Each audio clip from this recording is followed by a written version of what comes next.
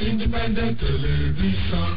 AIT, sharing the African experience. Daily basis, which is not easy.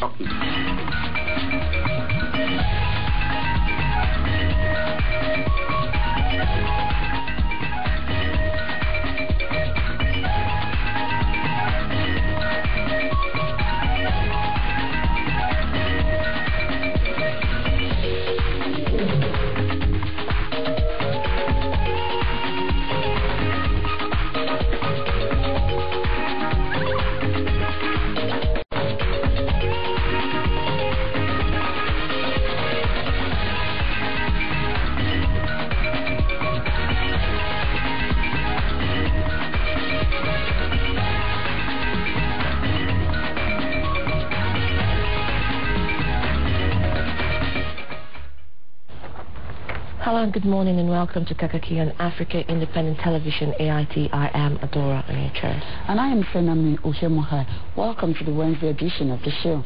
It's a cool, rather cloudy Wednesday morning in Nigeria's capital, Abuja. Well, the rains are here and the mornings are usually cloudy in this part of Nigeria. So one hopes, as we observed yesterday, that Nigerian authorities will do something to prevent food shortages from likely crop failure. Yes. You know, our guest, climate experts, like Jamila and Dr. Uche did say that if we're not careful, the effect of climate change may cause serious food shortage. So the earth, the land and the soil will be corrupted and it won't be able to, even with fertilizer, may not be able to yield, crops, and there may be just a little less harvest, and that's the last thing we want to see right now. And she was particularly concerned with the small scale farmers who were in the north as well, because she feels that is the food basket of the nation. And she spoke about some quite interesting things like drainages, trying to use the water that was too much during the flood to actually reserve it for the time when there's water shortage. Yes, especially in the north. Lagos, being the coastal city, may get more water than it actually needs. And then Port Harcourt, and then parts of the north will get less water where they actually need a lot more. Anyway, they say a stitch in time saves 9, and maybe that's why the Nigerian President, Goodluck Jonathan, wants electricity regulators in the country to begin in time to tell Nigerians come June 1, 2012, tariff on electricity will be increased.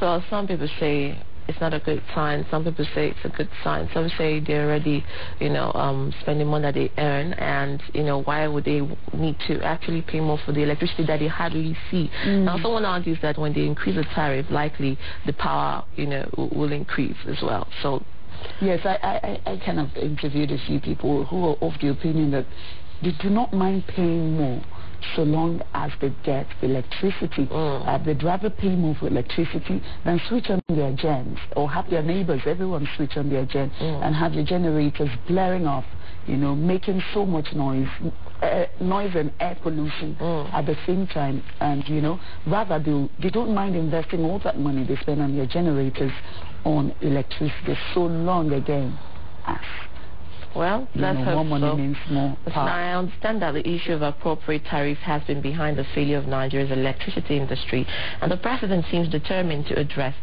that challenge. Well, and quite a willingness to pay the higher tariff only if electricity supply can be regular. Well, so now, do you remember that once upon a time Michelin produced some of the world's best tires in Nigeria? Yeah, and Dunlop too. Even the Suzuki, remember Suzuki? Yes. Suzuki motorcycle and generators were all assembled in Nigeria. Yes, I think that there's an advert that says Isuzu Tiger, Powerful Runner. Yes, something like that. Well, okay, well, back in the days. And you know that these companies moved out of Nigeria just because electricity was not available and they could not profitably run their businesses using generators and having to buy diesel. Apart from the closed production by these companies, thousands of jobs were wiped off. Imagine, Adora, people it was a good thing not having to import all of these goods, these products, from abroad, having them assembled here in Nigeria. I'm sure that then it made tires and generators a lot cheaper than they are right now. But just imagine that because of electricity supply, they had to shut down. I said that's not bad enough. So many people, imagine all the people that had to lose their jobs. And this is a long time ago, and today, Nigeria is still battling with the same challenges. Well, it will be a bright and happy day for many Nigerian families if electricity becomes stable and these companies resume local production. I mean, I think it will make things more affordable and stop a lot of importation and exportation. Yeah, I agree. Anyway, even as the prospect of improved power generation comes up and before the enlightened Nigerians on that high tariff, something should be done about distribution capacity, because really most people say that is where the problem lies, not just to generate power, but the ability to effectively distribute power has also been a major source of concern. Another thing is, sustainability, trying to maintain that sustaining power. One thing to start something and at the same time it doesn't carry on. I think it's quite distorted. But Madam Pessimistic, why don't you enjoy the news that Nigeria will improve power generation and companies can at least come back to full production, Senna? Adora, you just hold on a bit. Hold on. I've heard so many of these things, and it's not a matter of being pessimistic, really. I'm just being realistic. Look, when Nigerians were told about independent power plants, their hopes were raised. Then the story of lack of adequate gas came up.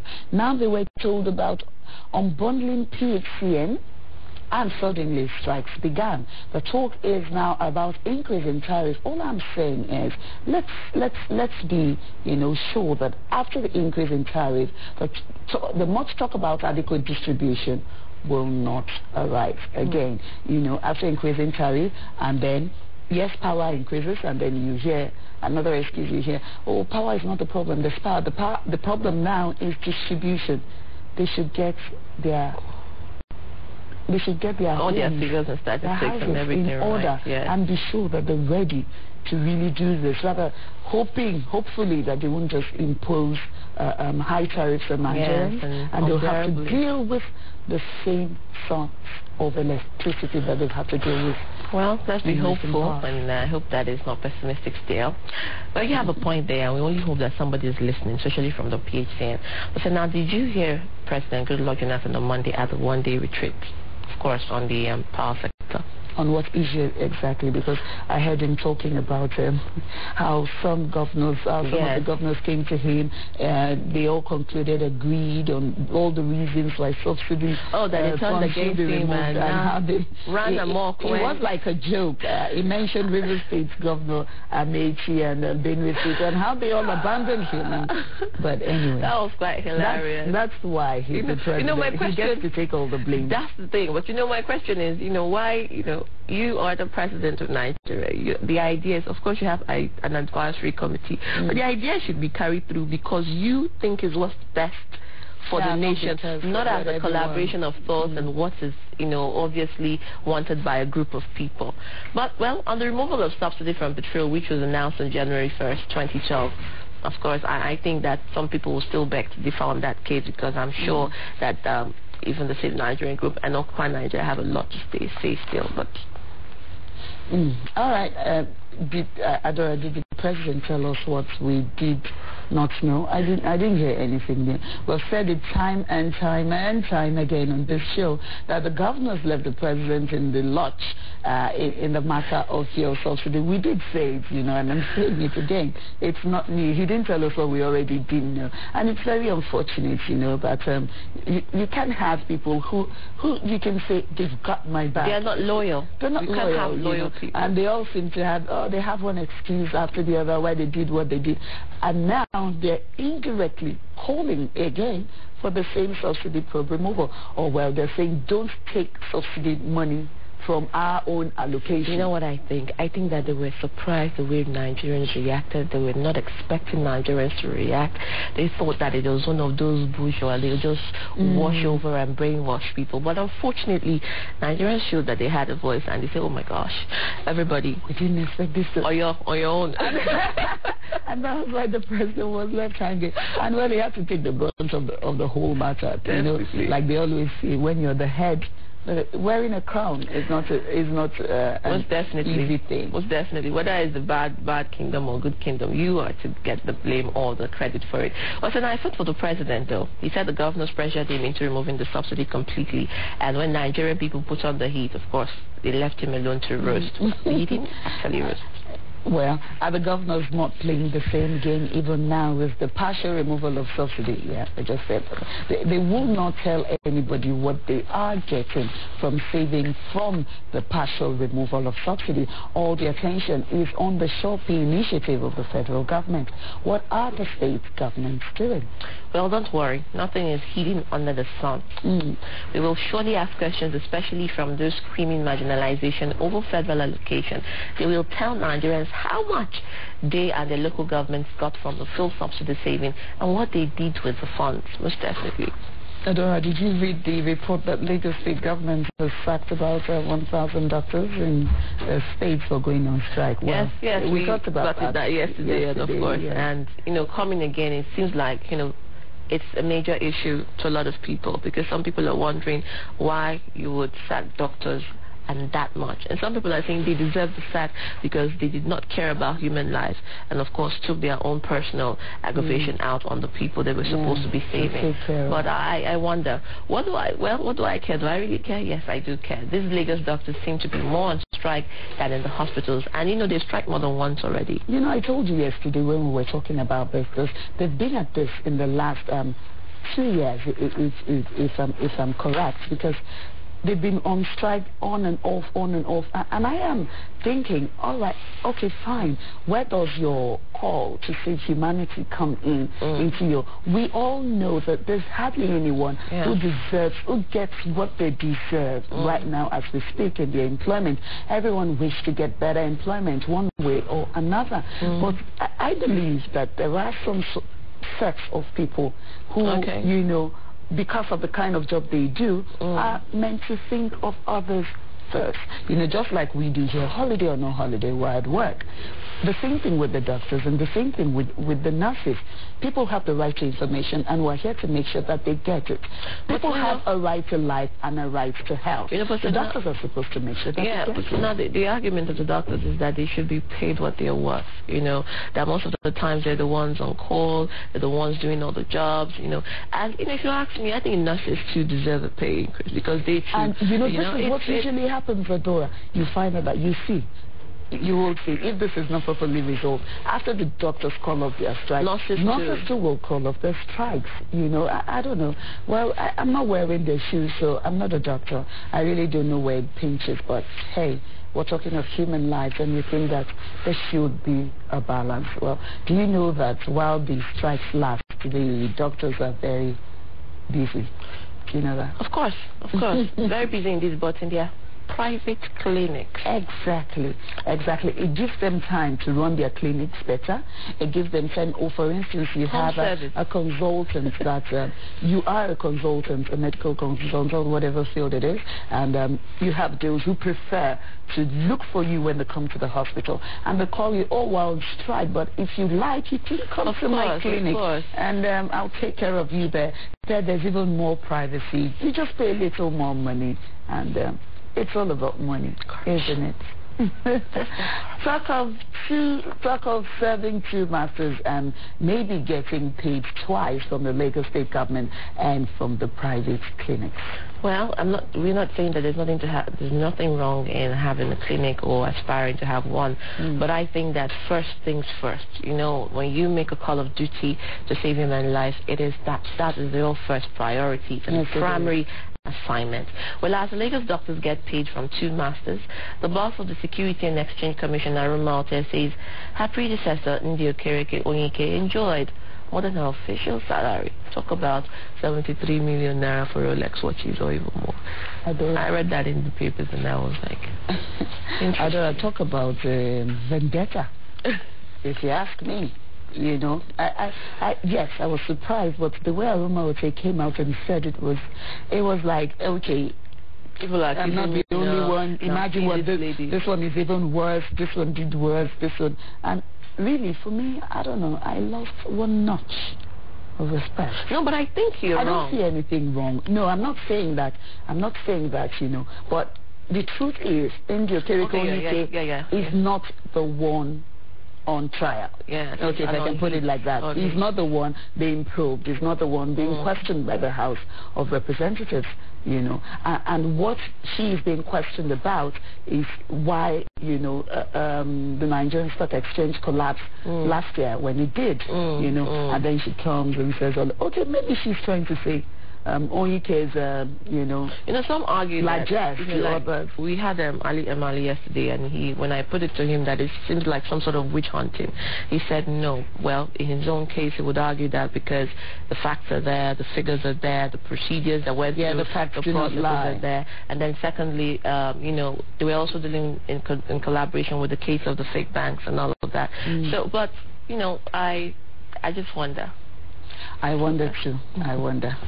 Anyway, I could not believe what I read, that that lady of letters called by luxurious watch, yachts and wrist watches at such a cost that ruined a number of Nigerian investors. It was a surprise. Yeah. Well, these revelations mean that something good is happening to Nigeria. Let the revelations keep coming and let them be dealt with. This Wednesday, we will return to the Full Subsidy Probes camp. Yes, Adora, the Deputy Chairman of the House of Representatives ad hoc committee that probed the fuel subsidy regime, Gerald Irona, says NNPC offered the committee hefty sums of American dollars to influence the report of the committee. And the man says those opening their mouths wide would mind their language because the committee has more facts than it has left out. This indeed is a season of revelations, don't you agree? Well, so now indeed, the Save Nigeria group, you remember them, the group that demanded regime change in the heat of the subsidy freeze. They have given the Nigerian government a 2-week ultimatum, which has also been reiterated over and over again, to prosecute those indicted in the subsidy funds probe, or they will return to the streets. Now, that ultimatum will be the subject of discussion in our interview segment. So, but of course, that we will first bring you the regular segments that make Kaakaki a must-watch breakfast show: cover stories, special features, health tips with Adama, and sports extra. And I'm sure you're fully awake now, or you better go get a cup of coffee. But first, let's take off after take the news headlines. Stay with us. All right. Thank you for staying with us. International television channel Al Jazeera has been forced out of China. Mexican woman admits to kidnapping and killing 20 people. 25 Ghanaians, 5 Nigerians arrested in Nigeria for bunkering. And former Secretary General of United Nations Kofi Annan worry of civil war in Syria as violence continues. Those are the reports making headline news. We'll be right back. Stay with us.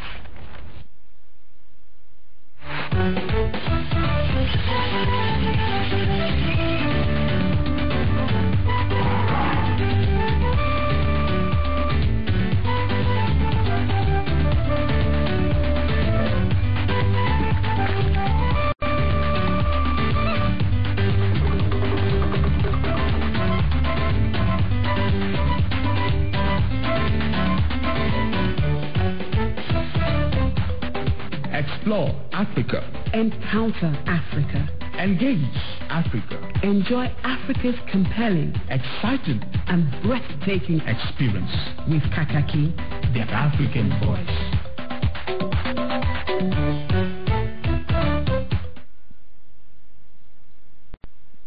All right, you're still watching Kaakaki, the African Voice. It's the midweek edition of the program. It's time now to bring you our cover story for today, and Adora is standing by to bring us all of the details. Adora? Of course, you know what we're talking about this morning. Full subsidy again. Yes. You know, some people say, oh, I'm bored to my teeth. Can they just do something about the problem? Let's get it over with. But I think that the more that is out there in the media and the news, I think that that's the seriousness and the level of way people will address it. Like you say, you place value on what? other people value what you place value on. No, this cannot be allowed to be swept under the carpet. Definitely. Nigerians are eager to see the end of this matter. I hope the end is near. Now, since the removal of fuel subsidy in January, various actions have been taken by the federal government in a bid to sanitize the sector. One of such ways was the setting up the Ribadu and the Idika Kalu-led committees. Now, today in our cover story, AJ Ringalale takes a look at how those committees are faring in their efforts to sanitize the sector. Let's see sanitation. Long thought of as the sole benefit for people from an oil-producing nation, the fuel subsidy scheme has remained at the heart of Nigerian life and debate for decades. And just as pervasive in the Nigerian public square is the systemically entrenched engagement with corruption. Even as the Nigerian oil industry has always been criticized for lacking transparency, few, if any, could have anticipated the recent revelations made by the chairman of the House Ad Hoc Committee on the Fuel Subsidy Probe, Farouk Lawan. The legislature revealed that of the 59 million liters per day being subsidized by the federal government, only 35 million liters per day was being consumed by Nigerians, meaning that the excess of 24 million liters per day being subsidized by the federal government amounted to an annual loss of over $4 billion to fraud as government needlessly accumulated further debt. More specifically, in the 2011 annual budget, 245 billion naira was budgeted to fund the fuel subsidy scheme. Initial government estimates suggested that the federal government would save 1.3 trillion naira from the subsidies removal. However, CBN figures tell a different story. CBN figures show that 1.7 trillion naira was spent in 2011 on the subsidy regime, not including 250 billion naira worth of outstanding payments owed to the NNPC and other oil marketers, taking the total 2011 expenditure on the fuel subsidy scheme to over 2 trillion naira, approximately 90% of which was extra budgetary debt accumulation. The decrepit state of the nation's oil refineries and their resulting inability to refine its own petroleum products have certainly precipitated this long-standing fraud. But what is more egregious is that beyond claiming free subsidy money, these illicit oil marketers have sent excess crude products to neighboring countries for double and triple profits. In their defense, the Major Oil Marketers Association of Nigeria have argued that changes brought into the fuel subsidy scheme enabled firms without petrol stations or asset bases known as briefcase companies to claim subsidy funds, with the number of fuel importers increasing from 49 to 140 from 2010 to 2011 alone. Such assertions, however, have not stopped President Goodluck Jonathan from directing the EFCC to investigate and prosecute all those found guilty of defrauding the government in the scheme. The petroleum industry bill was due to restructure, reorganize, reform the oil and gas sector in Nigeria. We expected that the current president would have shown interest to ensure that we have this legislation in place. In response to the fuel subsidy probe, President Jonathan has inaugurated the Idika Kalu-led National Refinery Special Task Force to, among other things, assess and audit the Port Harcourt, Warri, and Kaduna refineries with a view to produce recommendations within 60 working days to increase their efficiency and commercial viability in lieu of the sector's full deregulation. Although much of the onus has been placed on the Nuhu Ribadu-led Petroleum Revenue Special Task Force, which is mandated to both trace and recoup all funds owed to the federal government, while restructuring the fund distribution systems amongst the Petroleum Ministry's departments, agencies, and parastatals, also within 60 working days. But we want Nigerians to own it. We want Nigerians to really participate. It's open and it is very much transparent. Also partly see our task force as helping to design a national memorandum for promoting norms of fairness. Civil society groups in the country have raised the alarm on the non-passage of the petroleum industry bill. The executive director of the Civil Society Legislative Advocacy Center, CISLAC, said, in addition to concerns about the lack of legal and constitutional backing for the task forces under the powers and caprices of the Ministry of Petroleum Resources, the mandates of Nuhu Ribadu's task force are tantamount to an usurping of the functions of the Nigeria Extractive Industries Transparency Initiative, NATI, which was formed by the NATI Act of 2007. And I expected that they should have actually, bring in Ribadu to head NATI if they are serious and sincere about the reform, to ensure that all the recommendations in the audit report are actually complied with. No one anywhere has a more intimate understanding of the peculiarities and problems confronting Nigeria than Nigerians themselves. The same can be said for the development of the solution to these problems. However, in the historical absence of both the political will and the ability to do what is difficult amongst the nation's leadership cadre, these new revelations ignite the hopes and promise of a new era. But ultimately it will be the successful implementation of any resolution that will tell the nation whether we are making history or revisiting it.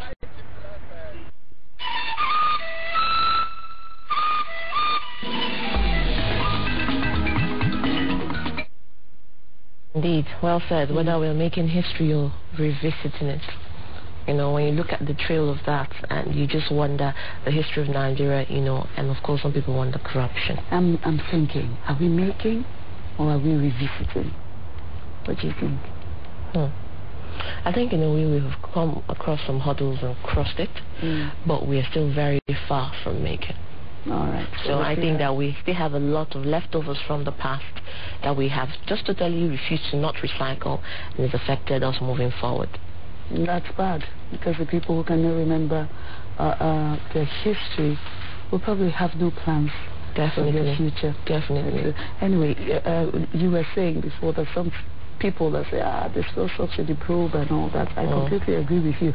But I also believe that people are not ready to allow this just to swept under the carpet. Yes. That's why the same Nigeria group, Nobel laureate, Professor Wole Soyinka, and Pastor Tunde Bakari, have given the government 2 weeks ultimatum. Yeah. Now, that 2 weeks ultimatum is what I am thinking, is that time enough really to begin prosecution of those who've been indicted in this subsidy? What again comes to mind is the issue about the fair hearing. Honorable Sayasai said some companies need to be given a second chance to come out and actually give reasonable proof of doubt, and of course maybe give them room to actually come up with the balanced statistics or analysis of what might have happened. Because come to think of it, some of them are ignorant, some maybe were not aware, some, like they say, were on contract and maybe did not know where the limit is. So like one of our guests would say I beg to differ.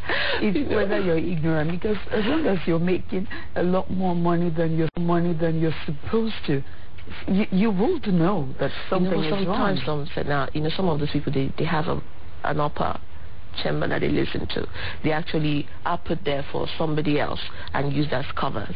If you understand what I mean. I could probably have, this is my filling station, but I'm not the one running it. You're the one running it on my behalf. So everything that you're asked to do, I give others. Do you understand what I'm saying? So for them, you don't necessarily have to actually pin the blame on them, but they are the ones who were caught in the act, and the man can not tell you to do that, and it's not written. So that's one thing about all of this, accusations and probe coming forth. Everybody's saying I did, I didn't, but the truth of the matter is that then who did it?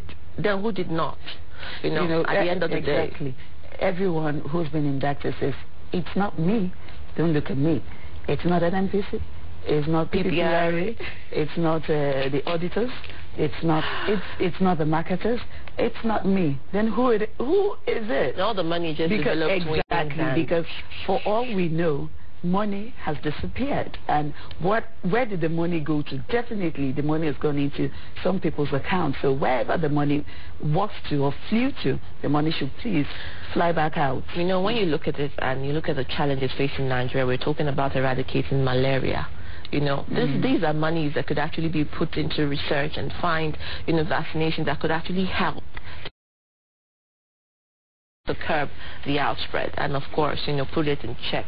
But unfortunately, I don't think they know any better. Like they said, Dr. Uche said, yes, they need people who are proactive, who will do the do, not just talk the talk. Now, you see, most African countries have queued into the global warming phenomenon. A lot of people are working to make the climate better, make the earth better. Like Jamila said yesterday, in Kenya, even a 4-year-old knows that when you cut a tree, you have to plant 2 or 3 more. Yes. In Nigeria, we don't have such a campaign. When they do, it's just one launching, and then you call some people, oh, we have a tree planting campaign, and after maybe the governor or the minister, a few people plant one here, and they all go home, and then that's the end.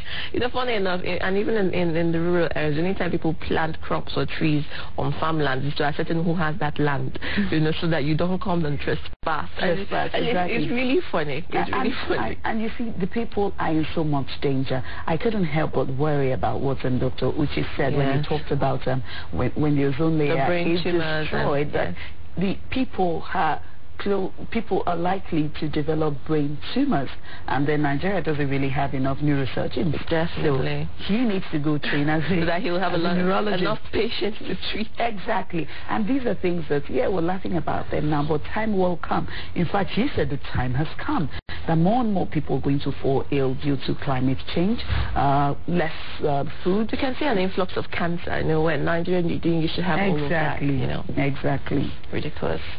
Well, you're still watching Kaakaki, the African voice, your favorite breakfast show, and it's now time to bring you another special feature. This time, I think, Sana, over to you. Where are you taking us to? We're going to Ghana.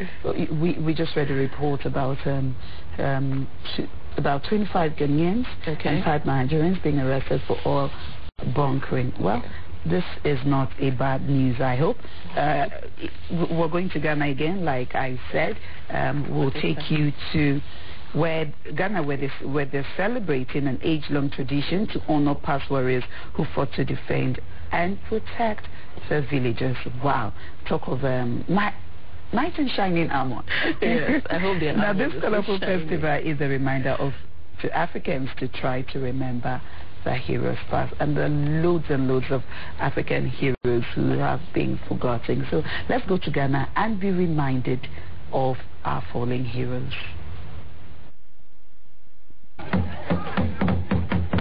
The day's events of Ada Festival are about to start at the home of Senior Divisional Chief Nene Chachu Pendato IV. Having served as a traditional chief for 32 years, Nene is head of the 10 divisional chiefs of Ada community in Ghana, coming second in command to the paramount chief. At 79 years, he still has a clear vision of the festival and the activities lined up for the day. Today's event is very important to me because it reminds me of the day my forefathers fought with elders outside and down here to rescue this town from the enemy. So I visit that place and remember them by singing their praises. Being the second day of the festival, other communities embark on a nostalgic procession to the ancestral sacred land, as was done at the end of fierce battles many, many years ago. Today marks a memorial ceremony for the fallen soldiers, and in their tribute, musketries are fired.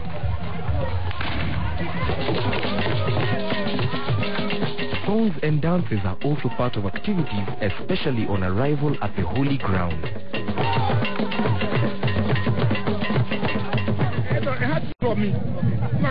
This is very educative because some of the citizens who are not born in the town came to know of their roots and why they were given certain names. So that when you bear a name like Kabu and you happen to be part of the festival, you will know the exact clan you are from.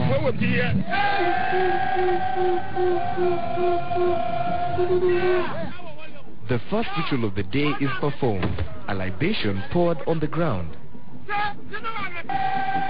Then they proceed to the river for cleansing and more prayers. The river ritual concludes today's events, but a bigger celebration is expected the following day, where the authority of traditional chiefs will be demonstrated. The role of the traditional rulers cannot be overemphasized now, because it's time for them to spearhead development within their own community, because they know best what their people want, they know best what is good for the people, and they can be the best people to communicate directly with their people. Professor Kwabena Nketia sees the relevance of not only the chiefs, but also such events in the society. When now and then you have the older thing, celebrated, it reminds people a bit of what, the values are. And reminding them of the values through this, it's important for us because we have been a non-literate society. So you cannot just go and write and publish a book and hope that people will read about it. We use these opportunities, both orally, to pass on some of these values.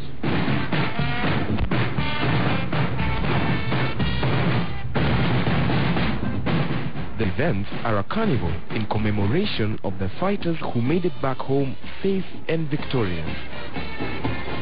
It is a day of glory, celebrated in spectacle of the adorned chiefs who led in the war. And there's a reason why the chiefs are carried on the palanquin.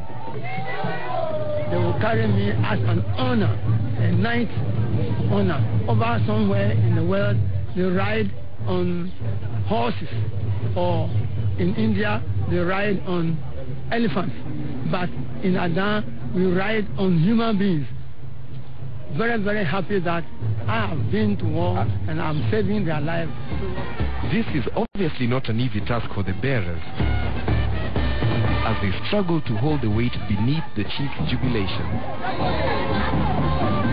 The theme for the Golden Jubilee was Transformation of Society Through Culture.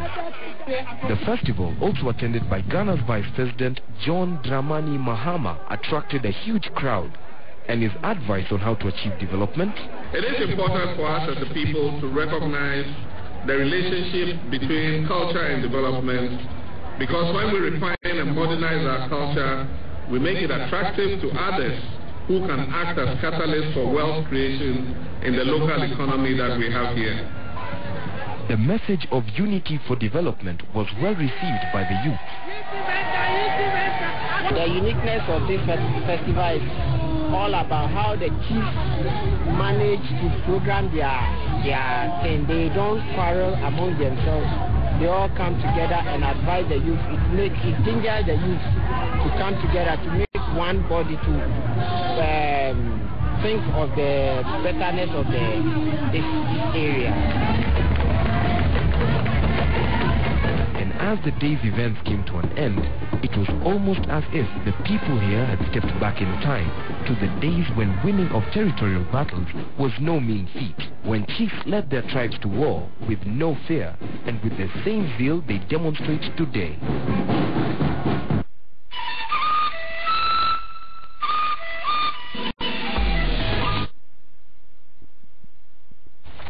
Wonderful. To ride on human beings as a sign of honor. Well, Adora, they're celebrating the ancient culture. That particular chief went on to say, he said in India, for instance, they ride on elephants. In some other countries, they ride on horses. But in Ghana, we ride on human beings as a sign of honor. Well, I don't know whether those carrying him see it as a sign of honor. The spooky one is the man fetching water in a basket and the water is not trickling down out of the hole. There's nothing spooky about that. Don't you know it's African magic? African people know how to do this magic. That's voodoo. You're talking like a knowing person. Yes, except we all want to pretend. By the way, Adama is here. Adama is here to bring us out into the conversation. There's African magic in all of our homes, all of our villages. You know now. So when your witches are flying the when your man starts acting strangely, maybe there's some African magic going on. Yeah. Indeed. And you know one funny thing. The Baba said, we ride on human beings, and I'm very happy with it. Yeah. So and he was busy dancing, and the man carrying him was going, oh dear. Oh dear. For the long shot, if the chief falls down, he's going to be in trouble. Big trouble. Good morning, Adama. How are you? Good morning, ladies. Good to see you. Lovely skirts. You have one back. Thank you very much. Plain and aglow. And you too, Adama. So what are we talking about this morning? Just hang on a second. You at one time must have been one of my culprits that I'm attacking this morning. Oh dear. Good morning out there. I hope you had a good night's rest and you're ready to listen to me. Yesterday you must have been really laughing and feeling very, very happy and pleased with yourself. But today I'm targeting a different group, another group that you've been in that category. And most people have been in that category, but all women. I'm talking about pregnant women. We're going to look at some bad habits that pregnant women go and do. Now, let's look at bad habits. Bad habits are really hard to break. And if you are thinking about having a baby, this is the best time and place to put to place the baby's health above any of your residual harmful habits, such as smoking and drinking. And if you have always wanted a reason to implement a new healthy lifestyle, you'll be hard-pressed to find a better motivation than bringing to life another human being. Now, the upside is that not only will your baby thank you, mommy, by having a better chance at normal fetal development, but your own body will feel and look better as well. And who knows, you might even save a little money by skipping all those cigarettes and beers, for a while. Save the money and use it to take your child on a holiday. So whether you're trying to get pregnant, if you're not pregnant already or you are already expecting, remember that your baby's health depends totally and completely on you. And today I will share 5 things that are so not cool for a lovely mama or mama-to-be like yourself to be taking part in. Let's start with cigarette smoking. What hasn't been said about cigarettes? Cigarettes are bad. Cigarettes are bad. Cigarettes are bad. I can sing it like a song, and I have been singing it like a song. But let me give you a few more reasons why cigarettes are bad for you. Not only are they packed with carbon monoxide, which is an odorless gas that reduces the body's ability to circulate oxygen throughout the body, they are also filled with addictive nicotine, sticky tars that coat the lungs, and they are precursors to and lung cancer. Now, over time, as people inhale smoke from a cigarette, a tar builds up in the lungs, and the number of functioning cilia in the lungs is reduced. This can be extremely harmful for a fetus, and it can prevent the necessary amount of oxygen from reaching the baby. So as it could also speed up an already rapid heartbeat, and it can raise your risk of having a miscarriage, premature and stillbirth, and also the baby could have future lung problems, and you could also have future lung problems. Now, alternative nicotine sources are not any better for a baby's health, like the nicotine patch and all that. So when it comes to smoking and pregnancy, it's a no-no, ladies, and the wisest and healthiest option is for you to simply, do the Okocha thing. Kick away the habit. Now let's talk about consuming alcohol or any recreational drug. Oh my God, recreational drug. When I saw this, I said, oh my God, does it mean that there are pregnant women out there who do, emo, weed, and all that? I don't know. That during pregnancy the alcohol during pregnancy and drugs is a controversial topic, especially when it comes to the types of alcohol and the amount of alcohol that you have. Now, some health professionals have never agreed on the safe limits of alcohol consumption, so the best thing to be is safe rather than sorry. Also, according to the experts, alcohol can easily cross a woman's placenta and travel directly into the baby's body. It basically means you are serving your unborn child some beer or brandy, and then when this happens, alcohol has the ability to cause fetal alcohol syndrome. You can have miscarriage, you can have early birth or stillbirth, you can have low birth weight or developmental problems as well. So just think of it like this. I mean, bring your baby, and instead of giving the baby breast milk, put some brandy, hardcore brandy or beer or whatever in a bottle and feed it to the baby and see if that makes any sense to you. That's the same thing you're doing when you're drinking while you're pregnant, in case you do not know. So yes, feel bad, and turn around, and all is forgiven and in love. Let's look at bad eating choices. You are what you eat. That's what everyone says, and it is more so when you are pregnant because you have a tiny person that is growing inside of you. And don't forget that this person is also consuming whatever it is that you're eating. Therefore, it is wise for you to consume a healthy, well-rounded diet before, during, and after pregnancy, because you still go on to breastfeed. Now, the easiest way to do this is by following the recommended food guidelines. We used to have what is called a food pyramid that has been recently replaced with what is called a healthy plate that more clearly depicts the portions and the types of food that you should eat each day. Now, the foods to focus on would include vegetables, grains, protein, fruit, and dairy in that order.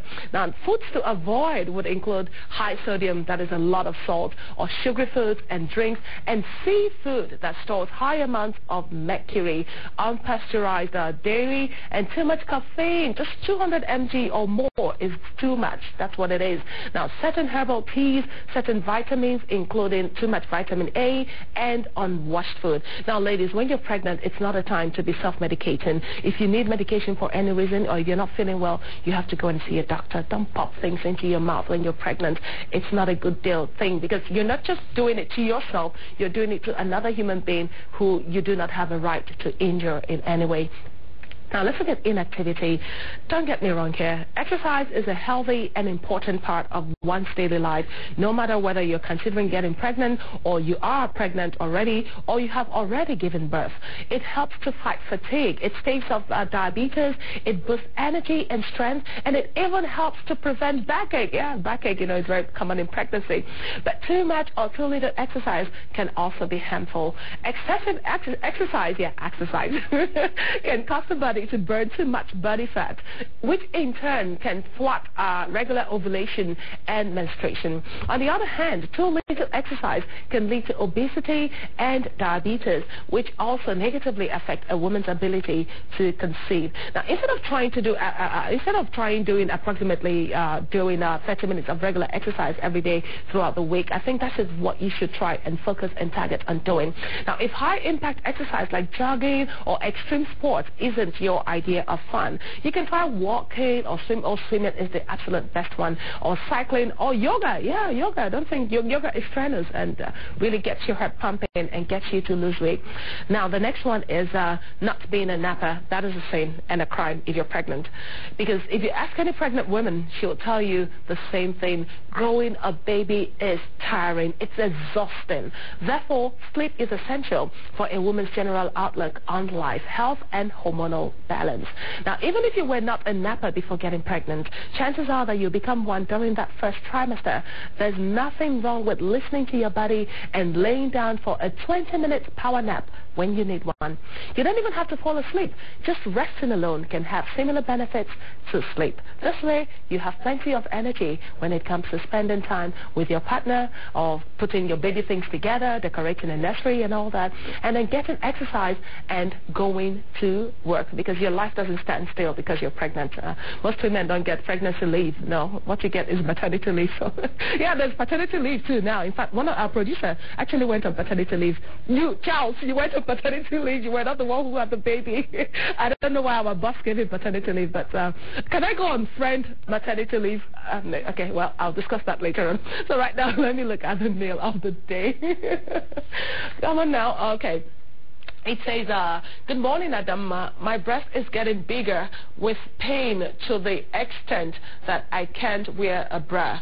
What can I do? Thanks, Mary. Oh, dear Mary, there's so many questions. It's not a simple thing that I can just stand here and give to you at once. How long have this been going on? When did you notice it? And then is it some women notice this when they want to menstruate, or if it's within your cycle, or when you're ovulating, or one thing or the other? And is this the first time you're noticing this symptom? But the best thing for you to do, Mary, would be to go and see a doctor for proper examination, because it's the doctor who can ask you a whole variety of questions that can help you to find out what is going on in your body. Yeah, so who is getting pregnant next so I can apply for friend maternity leave, maternity leave?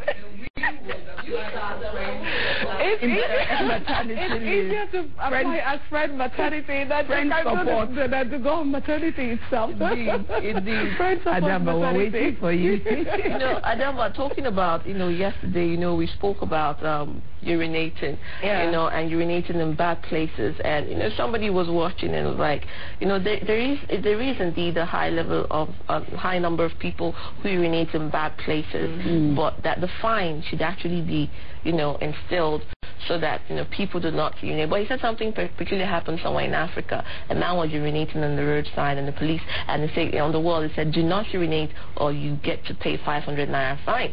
And the policeman was passing somewhere in Africa, don't know if it's Nigeria, and the policeman says, you're urinating here, sir.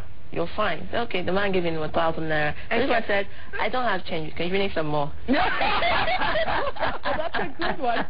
That's a good one, Adora. That's guaranteed to light up everybody's face. So, pay some more. Put some money in your pocket and pay some more. Yeah, give us some income. Pay some more.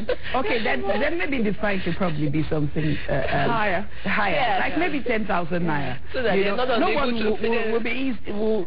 Gladly part with 10,000 naira P. That's an expensive P. It has to be little gold. You decide what you want to do. You want to pay that much for P, or you want to do the right thing and just look for a toilet and then pee. But Adama, I must say, because you stand here every day and talk about health, a lot of people, just conclude that you're a doctor. Yeah. So maybe we'll give you an honorary doctor, like Mary, like what you just said.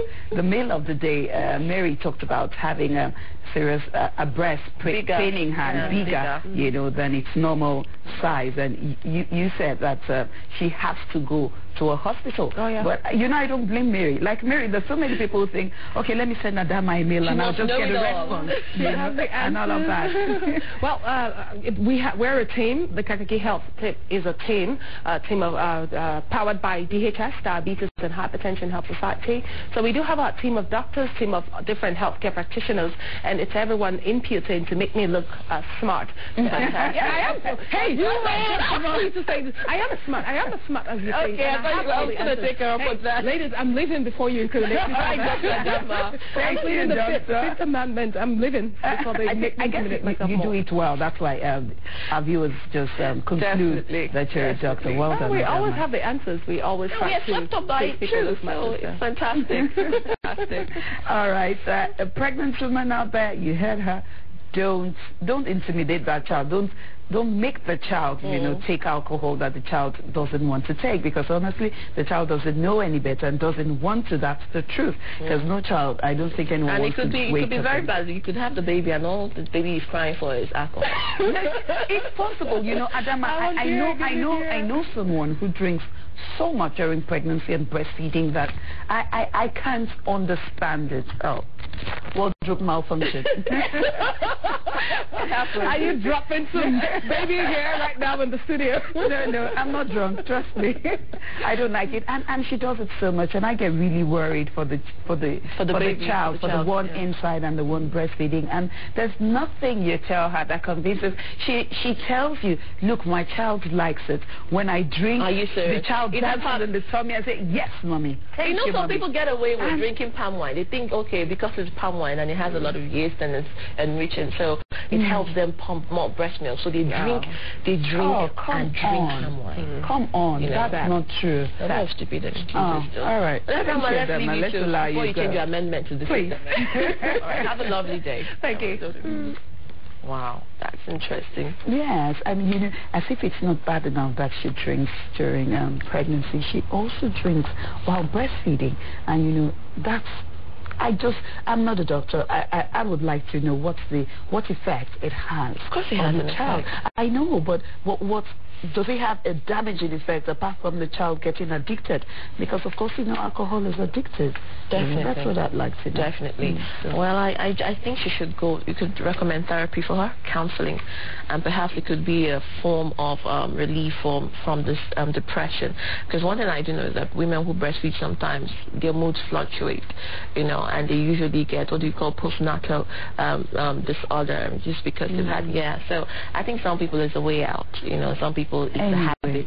It's a bad habit, extremely. Yeah, extremely bad habit, and not healthy at all. All right, we've been talking about health, so we go over to fuel subsidy now. We have a special feature on that. Now, the fuel subsidy probe report is one that has and is still generating so much controversy in many quarters. Now, even the Finance Minister, Ngozi Okonjo-Iweala, and Advocate, the Attorney General, cannot seem to agree on how the report of the probe should be treated. Our next special feature examines two schools of thought on this subsidy probe report and if it is right for the Save Nigeria group to actually embark on a strike. Let's see. Probe reports by the House of Representatives Committee, chaired by Farouk Lawan, indicted not a few companies in the revelations that emanated from the findings of the committee. But two Abuja-based lawyers have conflicting train of thought on the report of the committee. Barrister Noja agrees with the Attorney General that the prosecution of those found to have benefited from the fuel subsidy scam should not be based on the report of the House of Representatives, but rather on findings by the anti-corruption agencies after carrying out a thorough investigation. These are products of political activity, campaigns, and first of all, I have to look at whether they have the capacity to do the level of investigation they told us they have done. They don't have the capacity because they don't have the tools of proper investigation. Investigation of a deterioration in the oil sector that went for maybe over 10 years period cannot be done within a period of 3 weeks or 2 weeks. And more also, when the issue of subsidy abuse came up, when there was crisis, riot, and all those things, government has already empaneled EFCC to the investigation. They are the people properly, trained to do this type of investigation, and they are already doing it. They have not come out with their own results. We are waiting for their results. People empowered to do proper investigation, who has the tools and the techniques. They are doing their investigation, they have not brought it up, and then the House now sat within 3 weeks, got a consultant, do a public verification, and say they have now found the answer to the subsidy abuse. And now you want to take that as a basis for prosecution? Talking about prosecution has to be based on thorough investigation, proper evidence to be presented before the court. While Barrister Peter Odia, a human rights activist, feels otherwise. He thinks that the House of Representatives has the capacity and the power to investigate the oil sector and call for the prosecution of those indicted. I don't even know what the anti-corruption agencies, what they are waiting for, because having hard copies of these recommendations, they have a duty to go into action and arrest these persons that have been indicted. They do not even have to wait for Mr. President before they swing into action. You have the ICPC, you have the EFCC, and all lot of them. They do not have to wait for Mr. President before they can go into action and implement the recommendations of this panel. For the Attorney General to say that the House report was just a fact-finding mission is just begging the issue. Because at the end of the investigation by EFCC, ICPC, the police, or whoever the agency that is investigating the government, the probe, it is still going to be fact-finding at the end of the day. So what is Mr. Attorney General saying? His position is not different from the position he has taken in all other corruption cases, like the Halliburton case, the CMS case, the Judo Beggar case, and all of that. Where in one way, by his conduct, he has always condoned corruption. The Save Nigeria Group and other civil societies has given the federal government 2 weeks ultimatum to punish all those indicted in the fuel subsidy corruption scandal. Else, they call on Nigerians to embark on strike. But is this the right thing to do? And I am still enjoining all Nigerians to come out en masse and support the civil society when they are ready to occupy Nigeria, so that all the corrupt elements in this country should be brought to book. Analysts agree that the bottom line in all of these is the fight against corruption, which the government must step up. What remains to be seen is if the report of this probe will go the ways of probes in the past.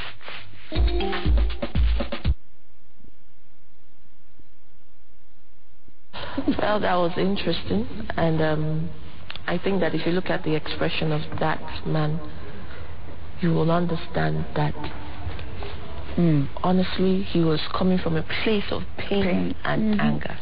Well, but I think we should leave all of this to like interview segments. Although we don't want to start whipping up emotions again and again and again. But there definitely are issues that need to be definitely addressed. So many issues. A lot of angry Nigerians out there. Yes, and then just like we said again, is the Save Nigeria group right to give the federal government embark on a strike? Yes. 2 weeks, or else they'll embark on a strike? Is it right? And if it is, are they realistic by giving 2 weeks? Well, maybe they'll tell us, how and why they think 2 weeks is sufficient to begin persecution of those who have been found. Another case that comes to my mind, that the state or the community needs to really latch out and speak about is the oil spill, the 2 pipeline oil spill that has happened again in Ogoni land. Okay. Yeah, and it's really depressing because it's one of the things that the United Nations, indicted Nigeria and, of course, Shell some years ago, saying 50 years of destruction of food and crop potentials in the land. But we'll talk about it later. Top of the hour, it's time for Inside Nigeria, so just stay with us.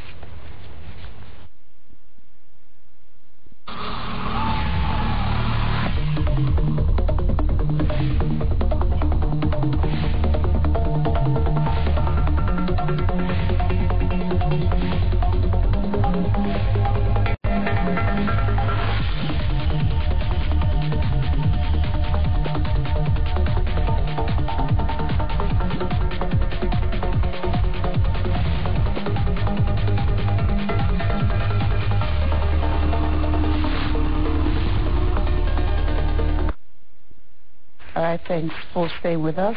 It's time now for Inside Nigeria. The Nigerian Senate wants the nation's security agencies to step up their strategy to contain threats to the country's corporate existence. The President of the Senate, David Mark, in an address to welcome his colleagues back to work, also asked the government to explore the possibility of dialogue with the Boko Haram Islamist sect.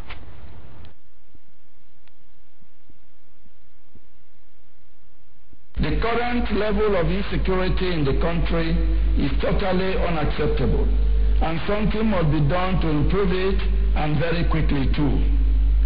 Clearly, the terrorists have declared war on Nigeria and Nigerians. The House of Representatives Ad hoc Committee proving the operations of the capital market has threatened to invoke its power of arrest against the Director General of the Securities and Exchange Commission, Aruma Ote. Chairman of the committee, Ibrahim El Sidi, issued the warning following Ote's failure to appear before the committee on Tuesday. Ote had forwarded a letter to the committee saying that she was attending a meeting of the economic management team at the presidential villa and that she be allowed to answer the committee's questions in writing.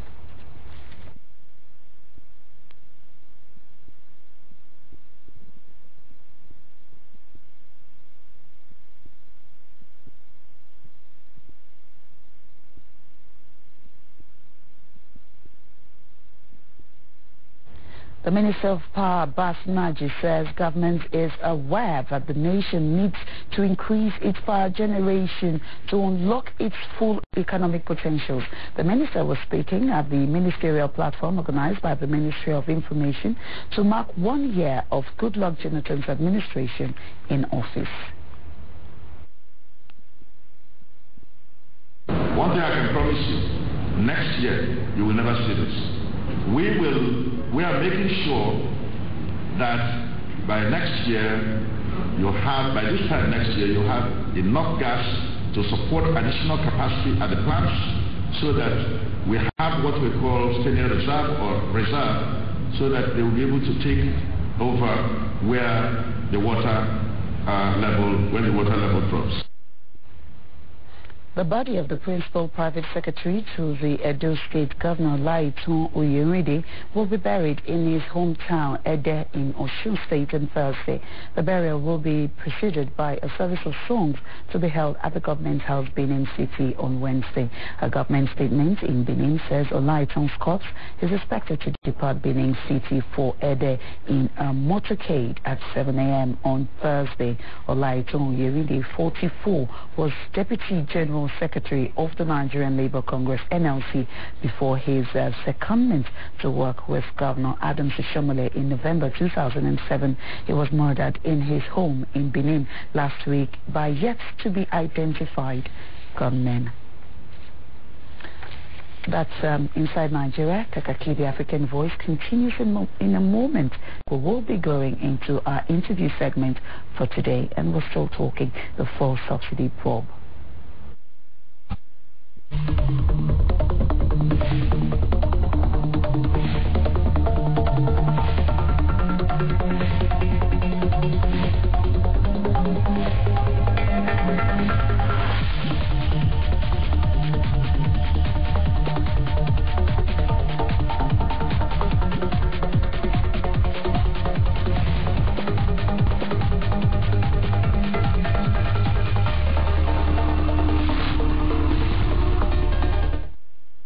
Healthy Hands Lesson 1. Do you know that germs are tiny, harmful, living things? Do you know that right now your hands are full of these harmful germs? That's why you need to fight them by bathing and washing our hands regularly with Dettol. Mom, today we learned how to fight germs with Dettol soap. Good health starts with healthy hands. Drink milk every day. Budgeting. Questions such as, do we need an NMDC in the first place, must be asked. My view, we don't. This is the field officer. He has the responsibility to ensure all operations regarding arrest and all that is conducted in the usual manner. Engaging emerging topical equality. The mere fact that we pay for 24 million liters of petrol on a daily basis, which is not is shocking. And I think now people should be resigning their appointment. It was to be a business, but it has become another arm of government, and it's also suffering from the malaise that have beset government in Nigeria.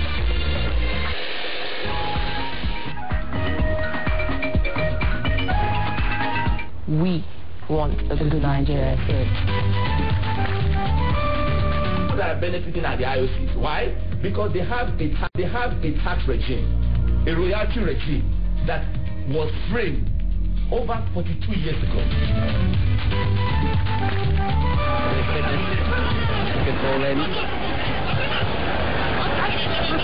Still with Morocco. Surely. Explore Africa. Encounter Africa.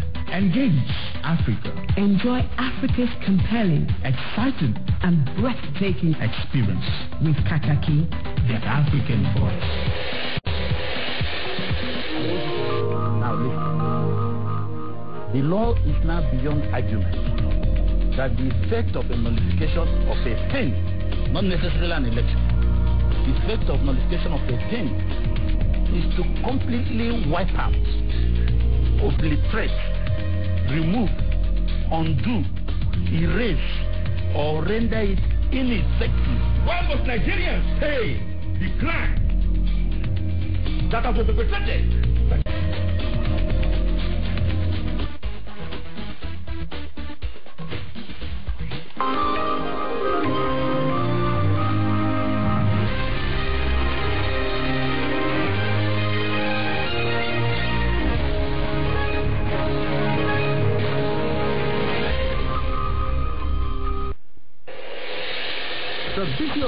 Show, BOS International. I think the congregation tonight should be a period for celebration of the incoming the end of the legal year, the beginning of the legal year, there is period also for sober reflection. We have signed into law several legislations whose implementation will help us provide the service delivery that you expect of us and raise the standard of life. The Bisi Olakilo Show, BOS International. I'll give you all the finest things in life. You are the angel of my life, the love of my life. I love my baby, that's my baby. I will treat my baby right. Words all over the world have made the Bisi Olakilo Show, BOS International, the first choice on their TV dials every week. The Bisi Olakilo Show, BOS International.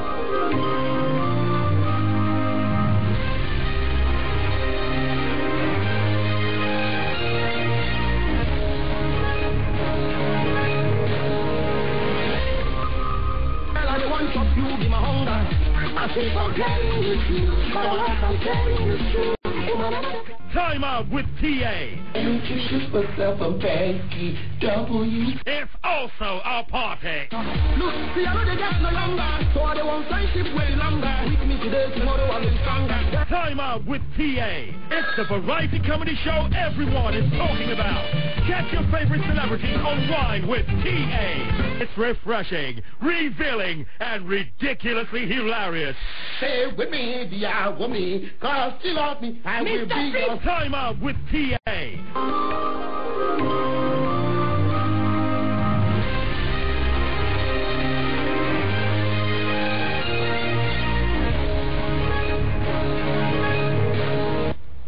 Save Nigeria waiting to embark on a strike, if that is the ulterior, what is the ulterior motive and if it is actually ideal. Now, on Monday, April 30th, 2012, the Save Nigeria group, a non-governmental pressure group, gave the Nigerian government a 2-week ultimatum to begin the persecution of those indicted in the subsidy funds probe by the House of Representatives. Indeed, Professor Wole Soyinka, who pitched his tent with the group, said corrupt public officials have dehumanized Nigerians by the level of corruption which the House probe revealed. Well, Soyinka called on Nigerians to be ready to return to the streets to demand an end to the insolence of corruption to which they have been subjected to for too long. Pastor Tunde Bakare, convener of Save Nigeria Group, also spoke in the same vein. He urged Nigerians to put pressure on the government to bring people indicted in the probe to book. Well, the Minister of Justice and Attorney General of the Federation, Mohammed Bello Adoke, has cautioned on returning to the trenches just on the account of the report of the House probe. Adoke says prosecution of any offender in the subsidy funds management must depend on careful investigation by both the EFCC and the ICPC. 5 days to the end of the ultimatum by Save Nigeria Group. What should Nigeria do? Is it appropriate to hype expectation of the public based on the House probe, or should the probe be a stepping stone to more detailed finding? Can street rallies produce justifiable basis for convicting those indicted on the probe, or do they constitute near mob justice? Since government says those found culpable will not be spared, are the street process necessary? Now, in any case, why do the people not seem to trust promises of prosecuting those indicted? These are the issues we will focus on this Wednesday, and we have in our studio Prince Collins Eselemo, Grand Patron, Ijaw Youth Council. I knew that was Ijaw, President General of the Coastal Mandate, former governorship aspirant, National Conscience Party. Good morning and welcome. Prince, also he's a prince. Comrade. And comrade. Nice to have you again. Nice to have you again. We also have Comrade Prince Afoke Oborua, former ASG Delta State Students Association, former PRO Political Science Student Association. Good morning and welcome to Kaakaki this morning. Thank you. All right, let's go straight to you being a former student unionist. Nigerian students have always insisted on punishing the offender. Will the students not be on the same page with the Save Nigerian Group on this matter? Will they or will they not? Where do you think that they should stand in all of this? Well, it depends on the dialectical and comparative perspective you are looking at this issue. Over time, Nigerians, especially the youths who are the future leaders, have always been in a state where everything that happens both in government and outside government, they have always bared the brunt.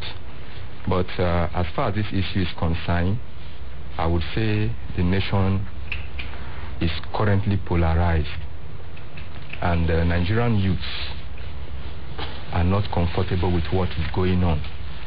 But be that as it may, we cannot afford to place ourselves in a state whereby at the end of the day to look as if we are mortgaging our today for a tomorrow that is not assured.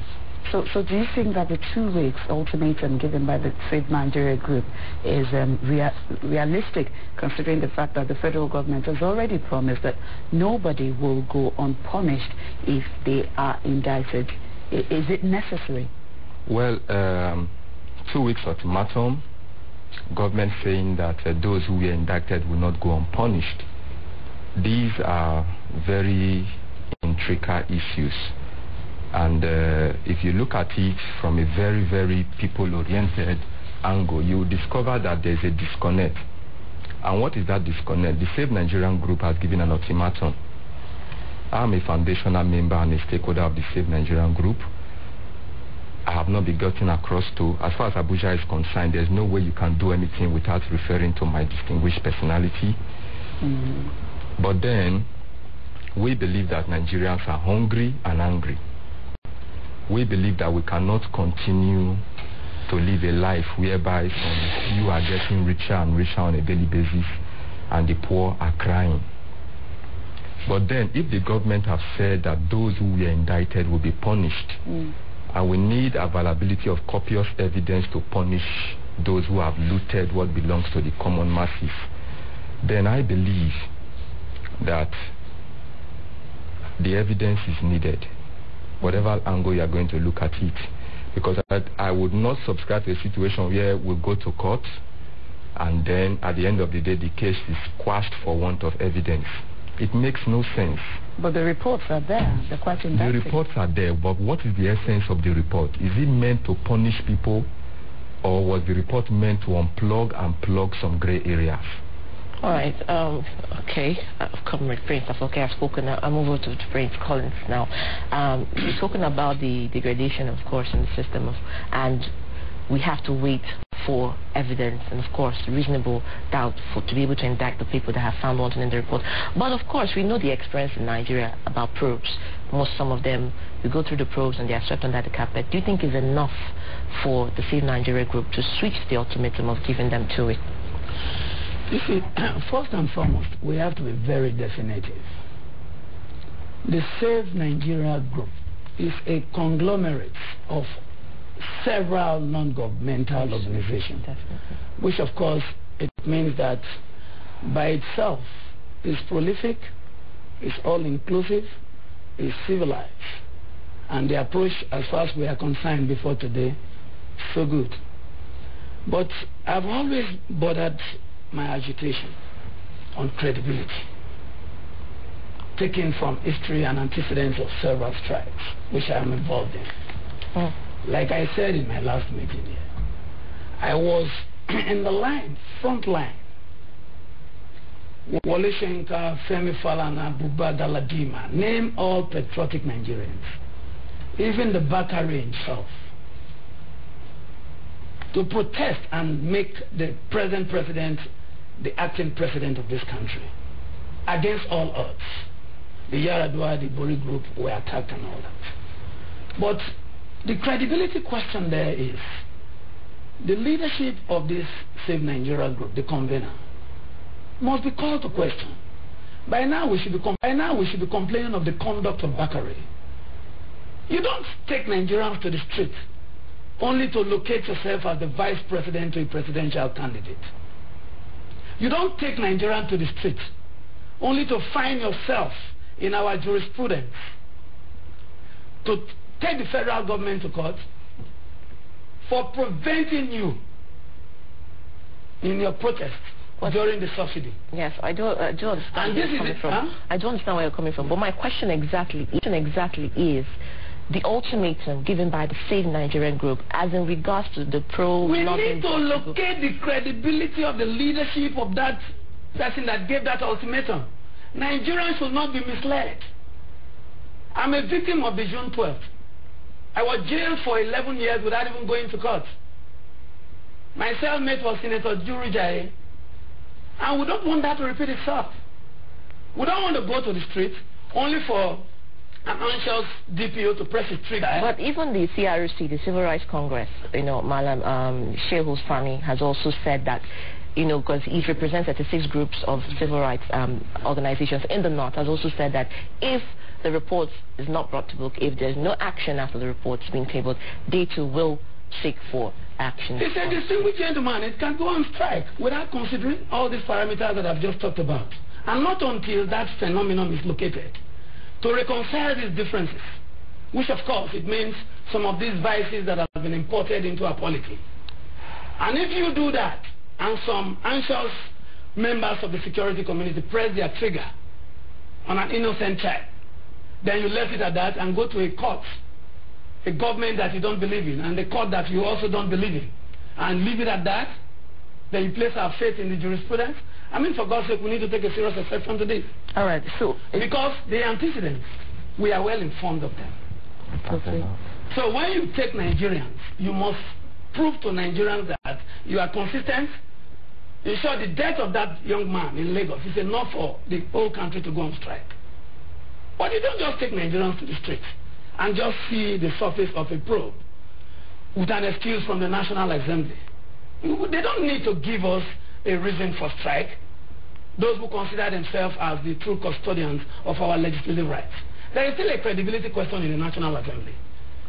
So if you want to take Nigerians, we must have a proper referendum amongst ourselves and go back to history and see if we can really go on strike, if the reason is enough for us to go on strike. Because one, the president has located himself in a constitutional environment operated by him that is not of the people. And that calls for sovereign national conference. And you don't get that on the table, a bottle of beer and salad. Comrade, so if I get you correctly, you're saying that as we speak, there is no need for the Save Nigeria group or any other group for that matter to give the executive, an ultimatum like it has been given. But since you like to talk about history, let's talk a little about history. The Senate probe of the privatization program, the House representative probe of the power sector, all brought out ugly revelations. As we speak, where or who has been jailed? Who has been jailed? Because a lot of revelations that you well know came out and indicted, even a lot of people. Where are they today? So people have the right, this agitation is based on the fact that following history, going by history, probe after probe brings us revelations and nothing is done about it. Do you know why nothing can be done about it? I still go back to this same Constitution. The Constitution has not provided a phenomenon that could reconcile government's efficiency and its legitimacy.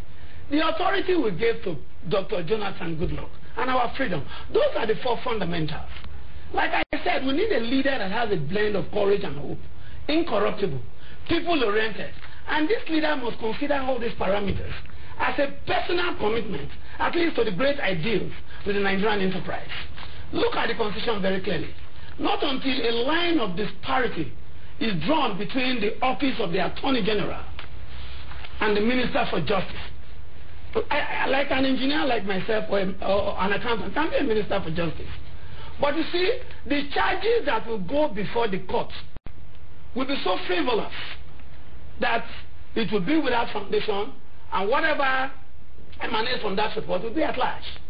So a constitution where it is designed to propagate and promote corruption, most especially when... Are you saying that as the report, presented to the House, the report of the fuel subsidy probe is not very transparent? Mm-hmm. What exactly? Let me just tell you, like you say, learn from history. The Bamboa, the Speaker of the House of Reps, when we started the protest of this subsidy, he was with the people, and even advised Jonathan to the side of the people. But like I said, there is no leader in this country who is a member of a political party that can move the aspiration of his people beyond his political party agenda. All right. Bamboa was told to order, listen, he betrayed the people, and now... Okay, Prince, I'll just like to hold you on that from myself, because I can see Comrade Afoke raring to go. Please, your point of view. Well, what I want to say at this point in time is for us to look at this issue from a comparative perspective. You made mention of power probe and the privatization sector. These were holistic probes. These were probes that were not limited to a time frame. But if you look at the oil sector probe, you discover that there is a disconnect. And what is that disconnect? It started from 2009. Are you trying to tell me now that the oil subsidy misdemeanor, the fraud, the looting, the stealing, and what have you started from 2009? Agreed, it started from 2009. Who was the Minister of Petroleum as at then? Why wasn't he called upon to be able to inform Nigerians about some gray areas of that probe? I'm talking about Rewane Lukman. Why wasn't Bakindo invited as the GMD of NNPC? Why wasn't he invited? This whole thing, you discover that everything boils down to a hypocrisy. But there's always a process of handing over and continuity. So if the previous DG or the previous minister has handed over, to the next person, well, the next person should be able to answer for that. And if the person cannot answer, it's that person's it behoves on that person to invite to say, I cannot explain this. Any continuity that does not have a foundation should not be referred to as continuity. Any continuity that is not grounded in the process that gave birth to the existence of that formula, of that system, should not be referred to as continuity. Because there's no way you want to probe the oil sector without being able to understand where the problem lies. Okay. I am from the Niger Delta. I understand the pains of my people. I understand where there is a monumental problem. But then, I who is coming from the creek, where the water my people used to take their bath, using cooking, using doing so many home chores, is the same water where they do so many ungodly things, like excreting, urinating. And then somebody is sitting somewhere and telling me that he or she is probing the oil sector without reference to the disconnect, without reference to my people's pains, without reference to the problems my people are facing, then that kind of probe is preposterous. What is your grievance with this probe? My grievance with this probe is that it is not holistic. Okay, I'm coming. My grievance with this probe is that it is not holistic, it is not all-encompassing, it is not well-grounded. Farouk Lawan, if you had followed the process, you would discover that before Tambuwa, the Speaker of the House of Reps, formed or constituted the panel, you discover that Farouk Lawan stood up from his seat and walked to Tambuwa. And the aftermath of that discussion was that Farouk Lawan became the speaker, the ad hoc committee chairman. This is the same Farouk Lawan who has been the House of Rep committee chairman on education. Let me hold you. The educational sector is suffering Before today. you carry on, comrade, I need to put this out because you've spoken of two things in one breath. You said formidable, you said misdemeanor, and you said holistic, which are three different expressions. Now you said that all of these does not add up together. Now, look at the Minister of Justice, Attorney General Mohammed Aduke, saying that they need to have a harmonized version of the report before anybody is indicted. Now, on that platform, I gather that is where you're gearing. Are you in agreement or in disagreement with that? Well, I've never had confidence in Mohammed Aduke. I am saying this because of his antecedents. I'm a comrade. I'm coming from a rich unionist background. I cannot mortgage my today for a tomorrow that is not assured. But be that as it may, I cannot afford to give a spade a different name. Now, you don't expect a situation where you drag some people to court and then at the end of the day, it becomes a usual macabre dance. I don't want that. But however, if the Save Nigerian group wants us to protest that the Federal Executive Council is not made up of competent people who are going to drive the transformation agenda, it's a different case, because what we are seeing today is no longer transformation but transfrustration. If you are telling us that the Federal Executive Council is made up of very lackadaisical, reckless personalities, it's a different case. I will be in the streets. All right, comrade, he has spoken of frustration, and that's a new one. And you are saying that the people who are actually gearing up for the street protests, the intention is questionable. Now let's look at that.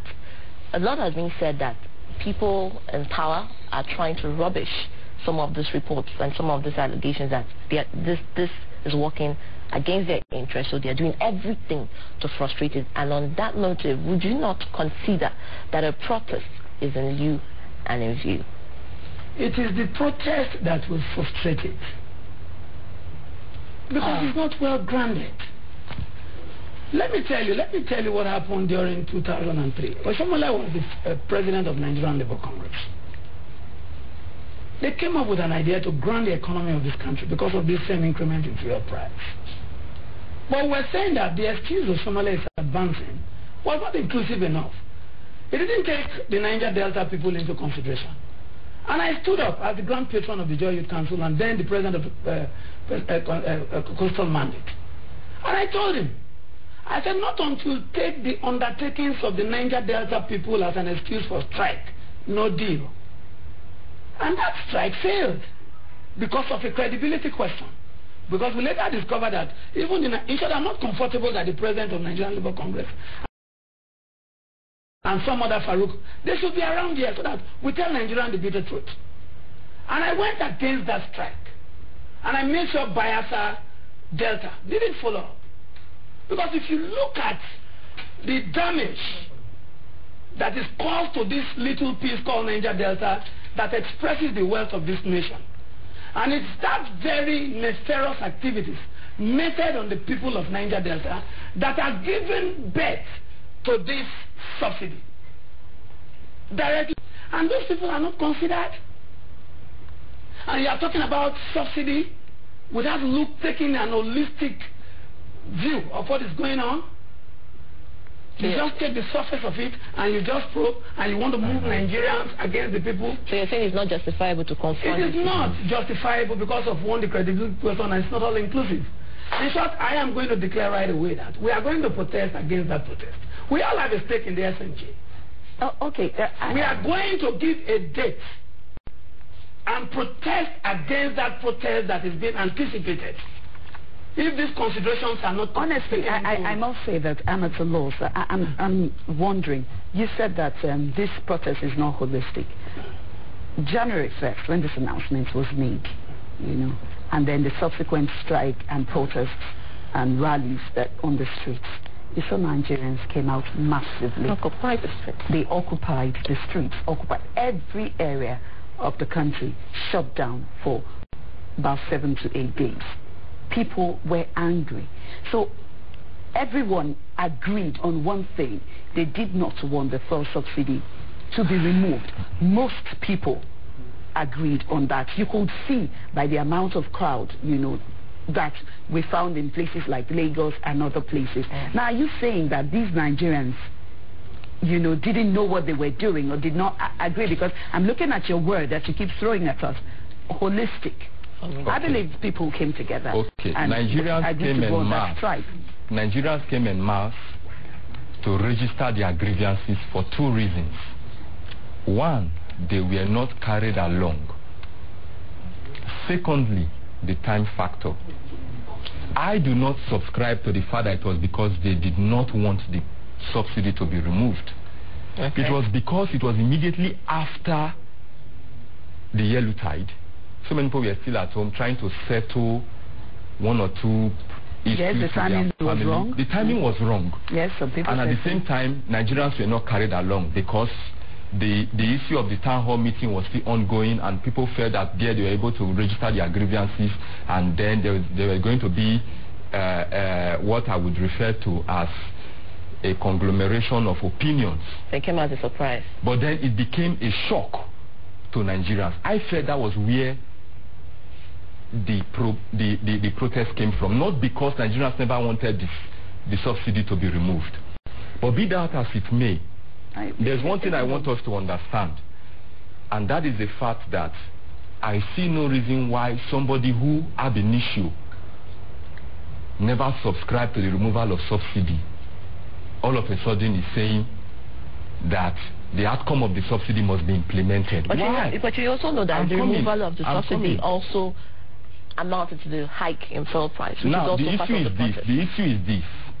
If the subsidy was not removed, well, let me get I would not be here. You said some people did not agree with the subsidy removal, and now they want the implementation of the probe. Yes. Who exactly are you referring to? I'm referring to some group of persons. I wouldn't want to mention names because of the fact that I would not want a situation where tomorrow my integrity will be called to question, and at the same time somebody will say I'm trying to challenge my father. I respect a lot of persons in this country, especially those who are. But the truth is the truth. If you're challenging the truth, you have to be able to be able to represent it. You said conscience is an open wound that only truth can heal.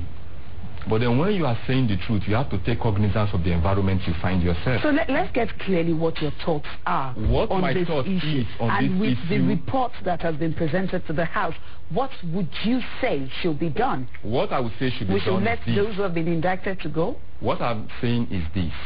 I've been saying it and I will continue to say it. The House of Reps has done a good job, but at the same time, that job is not holistic, in the sense that subsidy theft didn't begin in 2009, and like I said earlier on, there were some persons, if you are starting from 2009, there were some persons who were involved in that 2009 process. So what should be done now? They should be invited, and at the same time, I believe that the Senate is the upper chamber that started the probe. Let us wait for the Senate report to come out, and then we harmonize. Wait. You know why I'm saying this, that we should wait? It is simply because when you want to fight for good reasons. When you are killed for that fight, let it be that you died for a cause you believe in. I, for one, I have suffered a lot for this enterprise called Nigeria. In 2009, when I had a World Press Conference that the battle against corruption under the Yar'Adua regime is nothing to write home about, I was crucified. But it is worse today. Definitely. Yes, today you have it is worse today for two reasons. Situation. It is worse today for two reasons.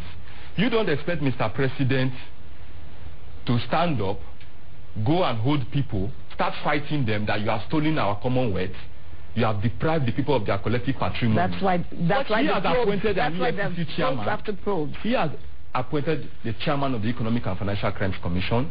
He has also appointed the ICPC chairman.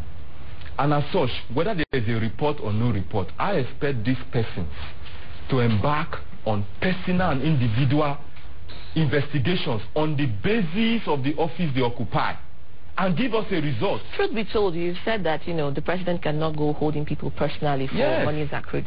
But you do know that some of the money, before they are even approved, has to be an executive mandate. They have to be an executive mandate on the basis of the fact that Mr. President, in a Solomonic or common street sense, has to approve. It depends on the debates, on the cross-fertilization of ideas at the council. If, for example, the both of us are sitting here, we are discussing. If I'm building a house today, and you as my contractor comes to me and tell me, Chairman, what is needed to roof this house is 300 million. And somebody is coming to tell me it's 250 million. And I discover that the 250 million will give back to a substandard roofing. Then a 300 million will give back to a people-oriented roofing that will make the house to last long. We will debate it. All right. And after the debate, I will sign. Duty behoves on the minister of that ministry to ensure that that which I have approved is done. All right. There's no way the EFCC and the ICPC will say they have not been following.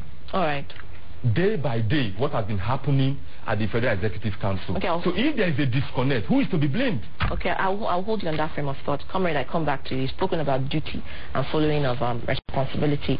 Now, when we started the introduction, we did mention that the group said that the public officials have dehumanized Nigerians by the level of corruption which the House probe has revealed. Now, of course, we say that we should allow EFCC and ICPC to do their job and, of course, give them time to actually have a harmonized version of all those reports. We also know that, for instance, the Minister of Petroleum Resources invited EFCC to begin a forensic search on the ministry. Now, we haven't heard anything about that. So far, so good. We are still waiting. And like Sena said, we are waiting, we are waiting, we are waiting. Are we going to wait till kingdom come? Or should there be a cry by the Nigerians? Because it seems that the only way things are done or questions are answered is when there's a revolution.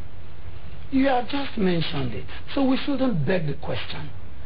Nobody is a messiah. You are your own messiah in this predicament.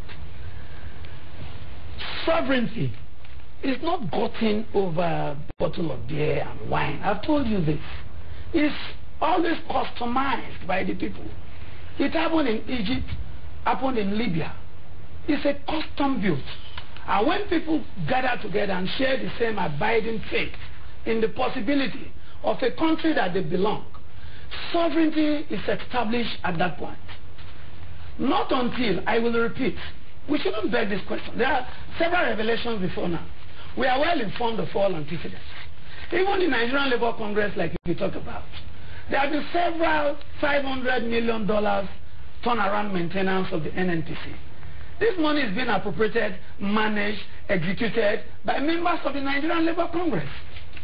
It is not the president that made the refinery not to work from the Obasanjo days till date. Have we held the members of the Nigerian Labour Congress responsible? As far as the group managing director to the cleaner in NNPC, they are all members of Nigerian Labour Congress. Have you held the managing director responsible, who is a member of the Nigerian Labour Congress? Have they gotten a referendum sat as members of Nigerian Labour Congress and say, look, our member, you misappropriated this $500 million, you are going to be jailed for that. They have not purged themselves of that. So we know all this antecedents. They are also contributors to the increment in fuel price. It's no new Niger Deltans increment. We've always bought petrol at 200 naira. So when people strike because there is an increment, to us, we see it as a goose. It doesn't make sense to us. What will make sense to us is when they now consider our predicament in cleaning up the entire environment because of the nefarious activities meted by these oil conglomerates that has impoverished the people, which of course is the worst crime you can ever exact on a race, because we can't raise our heads up again. We were dead before we were born. There is no ecology, and Nigerians are not seeing that as a consideration for strike. With all these revelations, former heads of state will find several monies located in Swiss bank, and this money went through central bank, commercial bank, and off the shores of this country. But the governor of central bank told Nigerians that some of them came and that the ship has not vetted. But he released money. That money was not released in cash. That money was paid into an account. And the central bank governor cannot represent the people and see himself as a prosecutor or a complainant to go to court, get a bank warranty or bank guarantee, and freeze these accounts because he knows where the monies were paid into. You want Nigerians to come, put their life, time, money, and calories before you will act. That is from the central bank governor. Then two, not until the leadership of the custodian of our legislative rights leaves this protest, nobody will join Save Nigerian Group to do that. Because I have not found anything credible. All right. And not until there is a sovereignty that will pose a serious challenge to the government in power, and we now manufacture that and see it as a fundamental excuse for strike. Okay, comrade. Nobody. Comrade, you have talked about... Because it will be a repeated testimony and people will just die from nothing. Comrade, you've talked about the Niger Delta. Yeah. You've talked about the impoverished people of the Niger Delta, the damage to the ecosystem by some of these oil companies. Now, Wole Soyinka did say that Nigerians should be ready to return to the streets to demand an end to the insolence of corruption. Now, would you agree with me that the Niger Delta is faced with the peculiar situation it is faced with also because of corruption? Because if you know, those who because if you go to some of these oil companies, you find out that they have some government officials on their payroll. So it makes it difficult for them, for these government officials, to make sure that these people do what is right for the community, the host community where they are located. It still boils down to corruption. So is it not enough to ask that people should go on strike and come to the streets and, you know, try to bring an end to corruption in general? You don't need Professor Wole Soyinka to tell you that. The minds of the people can be cramped themselves. Like I said, nobody can be more of the people than the people. You don't need Professor, you don't need Bakari. You don't need Prince Collins Selemo. You don't need yourself to do that. In short, Raymond Dokpesi wouldn't have been in Abuja if the Niger Delta was good. This place would have been in Aganebo there. We have been deprived. It's a calculated attempt to undermine the Niger Delta commerce from inception, inherited by these three major tribes. So you don't need any Nigerian to tell you that. Okay. You don't need anybody to tell you that, look, there is corruption or there is no corruption. Okay, point taken. You must take it as a personal commitment. And don't see the Save Nigerian group as a messiah group that will really save. I am only talking about corruption. And the fact that these people have asked Nigerians to come to the street and bring an end to corruption. And all of this boils down to corruption. Okay, will the protest solve the corruption problem? Okay, but the protest will let the voice of the people just to hold everybody on the front. So we do have our phone lines open, so let me just give the numbers. 094-625-203, 094-625-203. Please call and give us your contributions. Thank you very much. Prince of was yes, you don't need that. You see, the protest will end up with some jealous, anxious members of security community. Okay, let's hear his thoughts. You will not see tear gas. It will lead to nowhere. You know why I said it will lead to nowhere? Because the Constitution has provided for Nigerians a contaminated one that does not, in its formation, have the element to prosecute any corrupt officer. I don't want to mention it. Look at the Ibori case.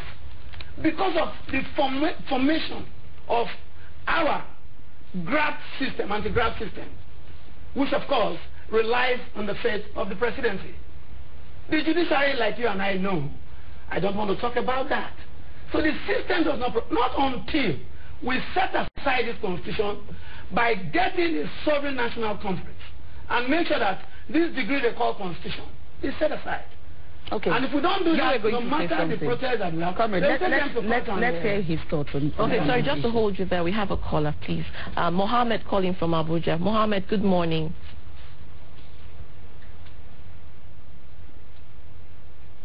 Hello, Mohammed, are you there? Good morning, Mohammed, are you there?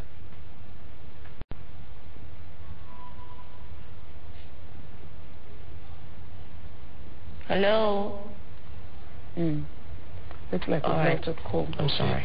What I want to say is this. You see, from the days of Jesus Christ to the days of Prophet Muhammad, down to the days of Karl Marx and Mao Zedong, revolution begins when the existing values are no longer relevant and there's no hope for a better tomorrow. As far as Nigeria is concerned, if we continue with this kind of scenario, there will be no hope for a better tomorrow. For as much as we want to fight for a better tomorrow, we should be able to situate our fight for a better tomorrow within the context of the factors and values that is disconnecting us from a better tomorrow. What am I saying in essence? Good and fine, corruption has been the bane of our development. Corruption has questioned our existence. For example, I came to Abuja via night bus. If I'm a criminal, if I'm a fraudster, if I'm somebody who, because I had to travel to Benin, Edo State, to try to be part and parcel of the process that led to the death of my role model, my friend, my brother, and a symbol of inspiration to me as far as unionism is concerned. Comrade Olaito Oyarinde. His death is a great loss to me. This is somebody who believes in an egalitarian Nigeria.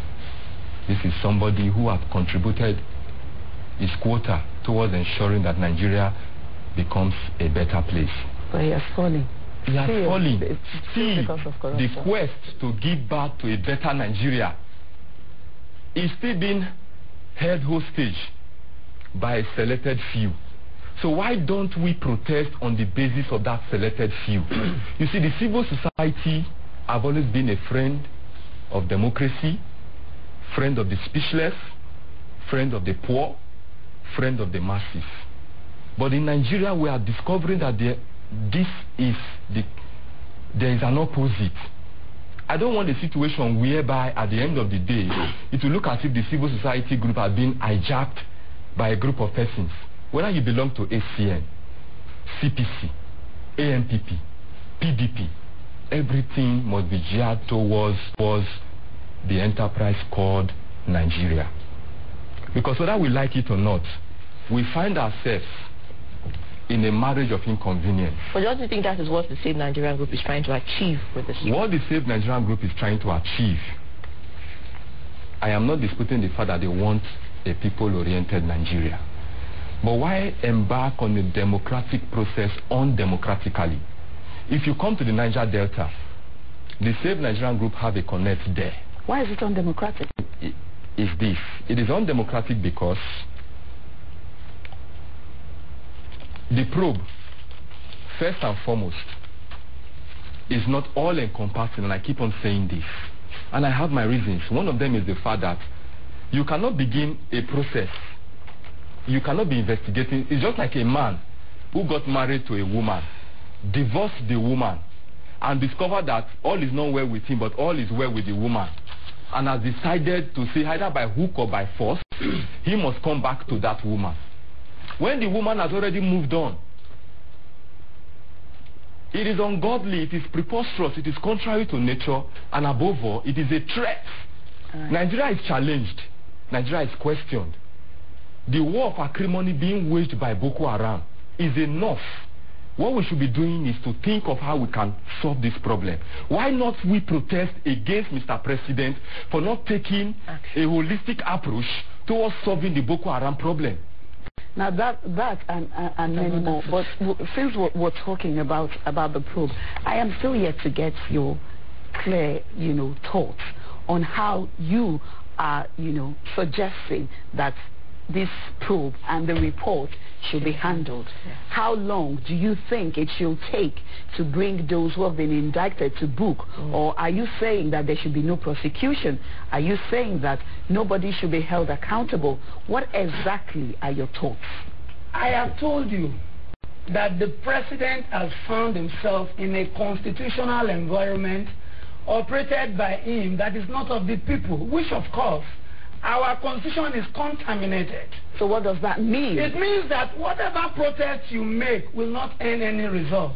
Let Professor Waichinka, a distinguished gentleman of the world, a Nobel laureate, come to tell us that with this protest we must get to the end of it. There is a place you protest to and end. Or perhaps he just wants the people's feelings to be heard. What people's feelings are you talking about? I'm over 50 years. I've been in the war front. I've been in circulation. I've been detained by a Gestapo regime of Abacha over somebody whose mandate was stolen. Not my father's mandate. And I was jailed. I know the mandate of the man. I was dealt with. Nothing good has come out of it. At the end of the day, they named the street in Abuja over somebody I was jailed for. The last protest in Lagos, Tunji British has been honored by African Leadership Forum as the best legal icon and activist in Africa. But you have a problem with that? I was tear gassed. But do you have a problem with that? I was not honored.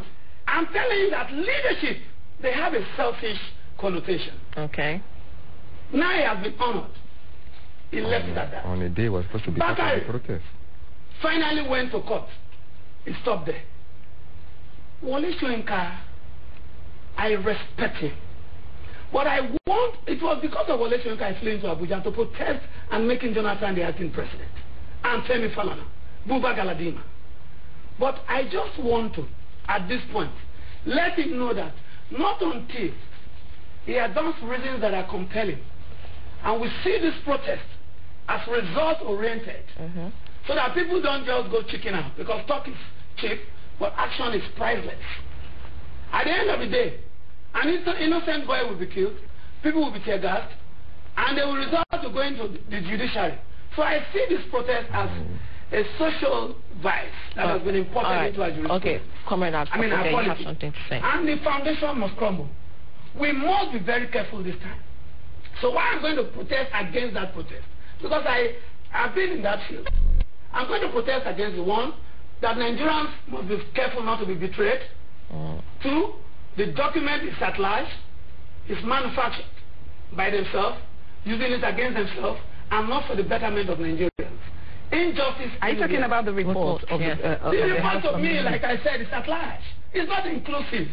It's primitive. It's uncivilized.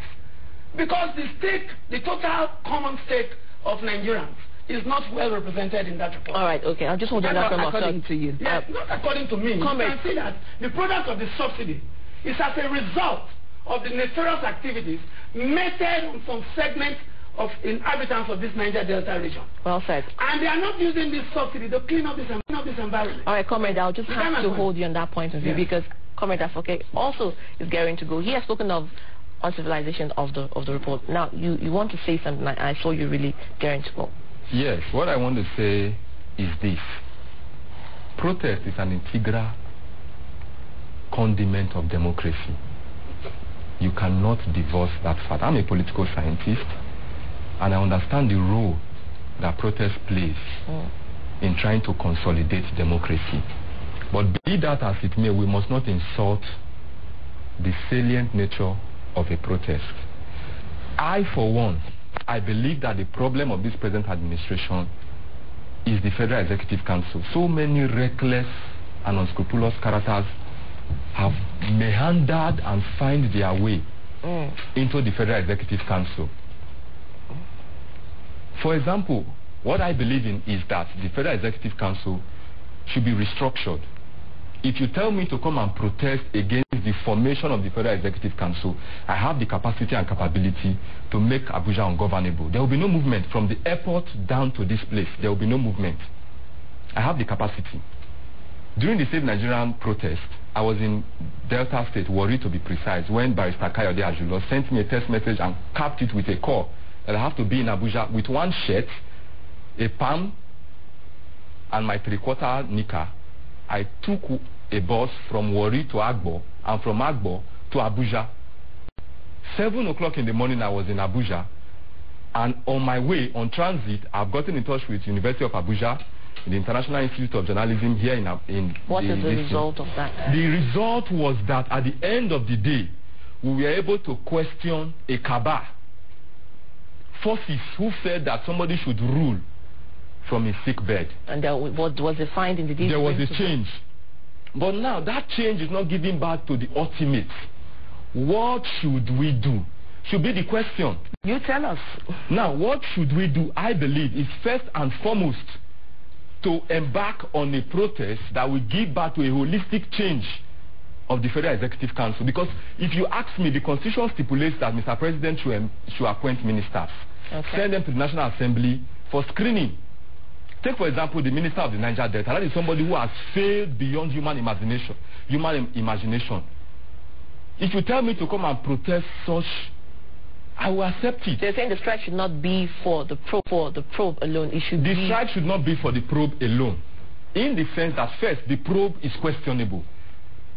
The probe is a failure. Again, I am saying this because of the fact that the person who was the chairman of that probe is the House Committee Chairman on Education, and the educational sector is in a state of ugomugo. The educational sector is in a state that you and I can call failure, total failure. If you are talking about the first 10 universities in Africa today, no university in Nigeria you will mention. What is Farouk Lawan doing about that scenario? Nothing. Okay, under Farouk Lawan, I'm angry because under Farouk Lawan, my leader, Komedugwe Odeumanta, and his vice president, Titi Giwa, from the University of Abuja, we are expelled from school for fighting for the cause of Nigerian students. What has been done about that? Under Professor Nuwomeza Yakub, a despot as far as you can call university administration. What has been done about that? Nothing. So you cannot handicap me, handicap a process, handicap a system, and expect that from the blues, you expect that same system to give back to results. It's not possible. It has never happened anywhere in the entire world. So you believe because of this, because of the situation in the education sector, he's not qualified to head the ad hoc committee that proved subsidy regime? I have not questioned his qualification or his mental capacity or his integrity to dive into something outside his jurisdiction. But what I'm saying is this: the worth of a man is measured on the basis of where he or she is coming from. That still borders on integrity. So what I'm saying in essence is this: if, for example, what I expect from you, you haven't done it, I see no reason why I should be giving you a greater task. And for example, let us assume that I'm giving you that greater task on the basis of the fact that where you are coming from is controversial. Why not try as much as possible to make your today not to be mortgaged by a tomorrow that is not assured? Okay, come. I'll hold you on that frame of thought. You have spoken about a collective, of purpose for the strike, not just the probe. Now comes you, Comrade Prince Collins. Now, it's 5 days to whatever ultimatum that was given, and now you're protesting against the protest. Let's assume that this still flies, and the Nigerians go to the street still, regardless. What will be your core? What will be your voice in this to the Nigerians at large? First and foremost, as a patriotic Nigerian, I have warned that nothing has come out of a strike in this country because of the democracy we have considered. But you want to go on one as well. Nothing has come. I want to go on one for just two fundamental reasons. For the security and life of the innocent people that they want to put on the street. It has happened. You see, we take death as joke. Put yourself in the shoes. We've run out of time. Yes. We've run out of time, so just summarize what you have. My summary is that, to me, the protest being anticipated by Save Nigerian Group, where I have a stake as the President General of the Coastal Mandate. We are not consulted, and I'm advising that they shouldn't go on the process, not until they advance a very compelling reason and bring everybody who are stakeholders for a proper discussion and see how best the protest can go and make changes. The one of Yaradua, because somebody died, that was why we succeeded. So we are going to, as Nigerians, they have every right to protest. We also have every right to say we are not part of the same Nigerian group, which of course we were part of it before. That of the Jonathan being an acting president was a fundamental excuse because this country must move forward. All right. But this time around, because of the antecedents of the leadership of that thing, where they resort to, where they put their faith after a strike, where they went to court and all that, and they don't believe in the country. All right, Comrade, we've got to go. So I am saying that I am going to protest against that protest. All right, Comrade, it's very, very I think I have to round you off there because just one word, please. What I want to say on a final note is this. History beckons. Okay. And we must give to Nigerians what belongs to Nigeria. The Federal Executive Council, as currently constituted, is not the kind that will drive the process. So we have to restructure it. Simple. All right. That's interesting because honestly, I know that it's 5 days to round off to that ultimatum. And I want in your word, what you advise Nigerians, just in case they go to the street, what should be the cause? What I'm advising Nigerians to do is to take cognizance of yesterday. During the fuel hike protest, so many people died. those who climb the podium to inform and inspire Nigerians that the government is being anti-people, they are standing on the podium. Their children were not involved. Their cousins, their nieces were not involved. Those who died were the common men, the lumpen proletariat. So must we continue to shed innocent blood on the basis of building an egalitarian Nigeria? Let us find a way to resolve this problem outside the protest. And my suggestion is this.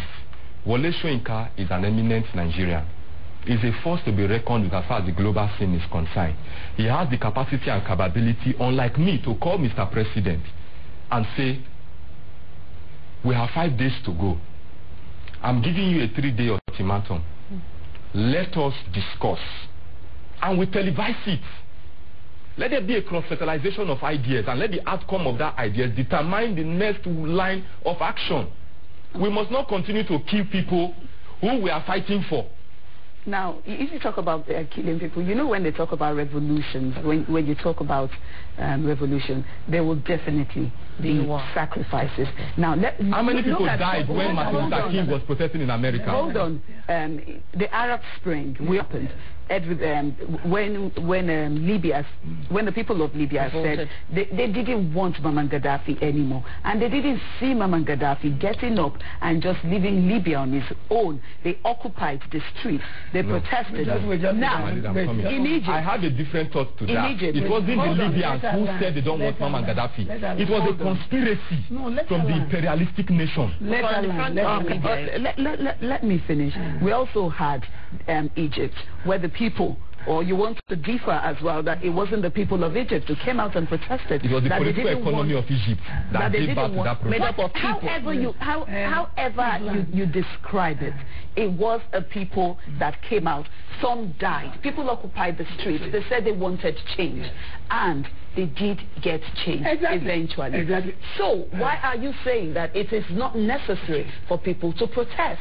It is necessary when the reason is compelling and all-encompassing, and you form a sovereignty, and they know that the ultimate of what they are going to get, the result, must be a change of government. So that is sovereignty, not probe reports. That is why I said the National Assembly should lead the protest. I said, look, we must change our constitution. We must make the constitution the people's constitution. But comrade, every journey begins with a step. We have started the step from June 12th. And like you said, talk is cheap, action is prime. That's what I'm saying. So the voice of the people beckons to. I'm using this opportunity to tell the professor that, look, let us go beyond this and see that the constitutional conference we are trying to call, let's go on the street with it. And let's derive a sovereignty. And say, look, the constitution must change, because it's a function of all these parameters we have been discussing. Corruption, security, and all that. Like America sent a message to Nigeria that Jonathan should act. Let the same American tell Jonathan that the constitution that drives that of American presidential system of government, Jonathan should allow it drive that of Nigeria. Okay. If that is done, the presidency will not be attractive. So you're saying to Mr. President that it's not constitutionalism, but the Sovereign National Conference that will table these things? Let us use that as an excuse on the street. You will see that there will be a change. Not a report. But don't you also see that as a distraction from actually handling what the probe was? What is a probe? Probe is so infinitesimal compared to my life. I'm telling you about people that were killed before they were born. Do you actually think that a Sovereign National Conference will solve the problem? It's a fundamental excuse for an all-holistic approach to protest. If we do let me tell you, okay, can I just say, I'm not a prophet. It will go nowhere. But not until we see a Sovereign National that is geared towards making the constitution of this country people's oriented. There will be no change. Because the president has been that the Sovereign National Conference will make a difference. Do you think so? Yes. There are so many reasons why I think so. But I will advance two. One of them is the fact that the constitution we are operating today is a decree. And we are in a democratic setting. Why should we find ourselves in a democracy and we are operating on the basis of a decree as promulgated? It's anti-democratic. That is one.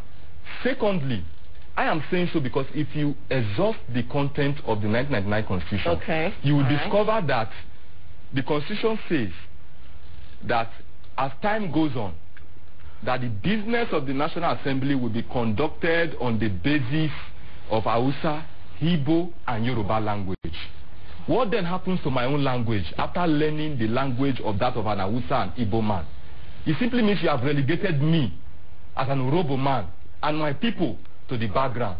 Then I don't have a stake in Nigeria. Then allow me to go and form my republic. It's as simple as that. But I beg to differ. You can learn all languages and still be... Then include it in the constitution so that we know where we are going to. Look, let me tell you, Pidgin English is the universal language. Okay. Don't limit our constitution to just 3 tribes.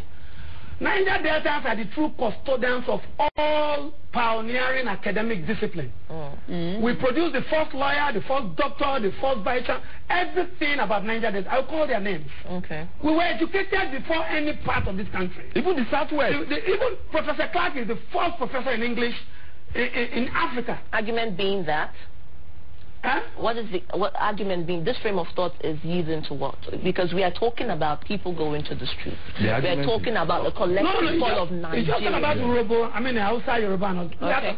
We must go to the street to have a result, even if people die. We must go to the street to have a result. Because if you go to the street, it's a big yourself. No, the Constitution does not, we are dislocated. The Constitution does not allow us to achieve our result. It's what I've just told you. All right, so the Constitution does not allow us to achieve our result. At the end of the day, we'll go to court. So in other words, the report of the force of the group should be swept under the carpet. Not that it should be swept under the carpet. It's at large. The report should be reinvented and broadened.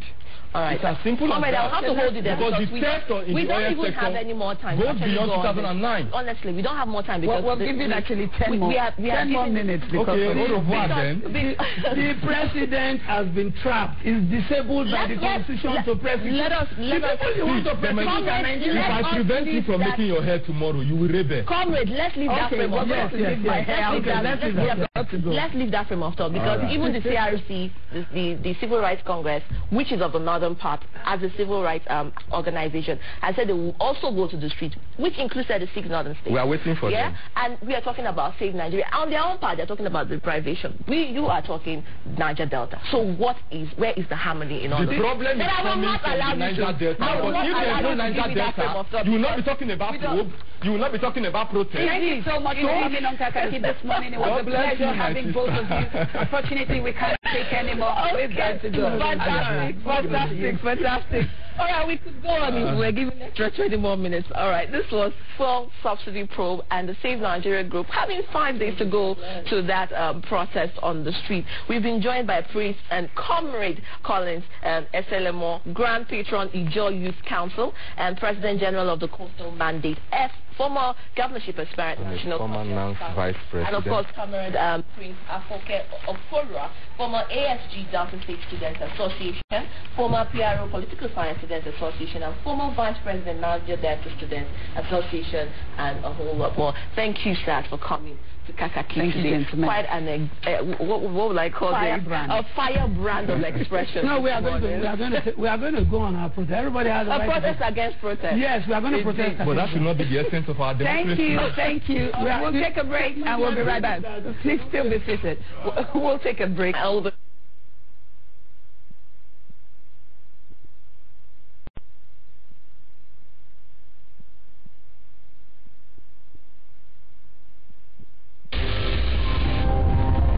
The new month of the new year usually comes with a lot of challenges for so many people. Nigerians are not left behind. Get the most current updates and business around the globe on The Money Show. If you look at Nigeria and our people, a lot of people actually plan for the year from January up to December.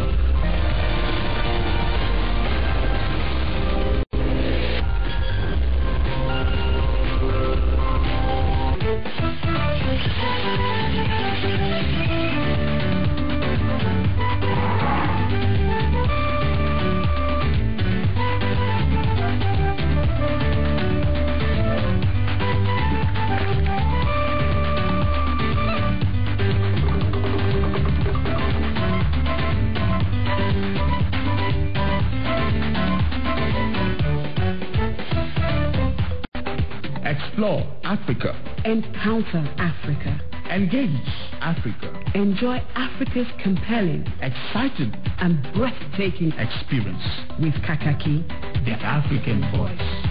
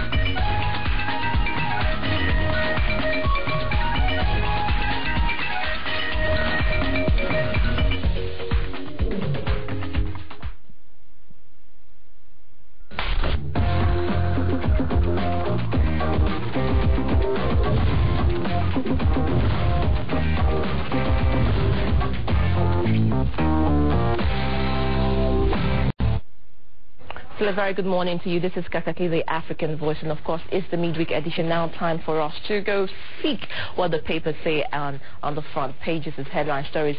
We start with Vanguard newspaper. It says Ote versus Okereke Onyike is what is the major frontline and headline story, and with the riders going on documents against me doctored, Okereke Onyike retreats, and Obasanjo forced me to head Transcore. She says in another rider, following with another rider, SEC faults allegations demand proof, and you will find that on page 4 to 6 of the Vanguard. We have another rider also saying Peps accused Ote of arrogance and threatens sanction, and that is the Vanguard newspaper. The Nation's talking about, of course, what is still happening in the Vanguard newspaper. Okereke Onyike, we have right to spend as we like, is what she says here, with the rider saying SEC acted illegally, says ex-DG. Daily Sun, Capital Market probe, still about the Onyike and then Arumo Ote probe, saying Okereke Onyike fights back, says Ote SEC DG is lawless, insists nationalization of banks is illegal, and of course another one going on, a SEC DG ordered to appear before panel today, which is coming on the front pages as headline stories on Daily Sun. National Mirror, let's mirror into what they are saying, still on Capital probe, Market probe, SEC's role in NSE, Nigerian Stock Exchange, fraud. Okereke Onyike retreats, denies mismanagement of 1 trillion naira, coming from National Mirror. And of course we see below the masthead, bomb experts diffuse 6 explosive in Bayero Varsity, 4 injured as explosion rocks Bauchi State, which is on page 8 of the National Mirror. Then People's Daily, let's see what's happening there. Okereke Onyike to Ote, which is still on the Capital Market probe. You can't query NSE expenditures. Reps threaten Ote's arrest if, and that is the rider coming from People's Daily. The Road newspaper, let's walk on the road and see what's happening there. Project 50 is what it has called it this time. Why Ote is aversive, that is what is coming as a major headline front page story on the Road newspaper.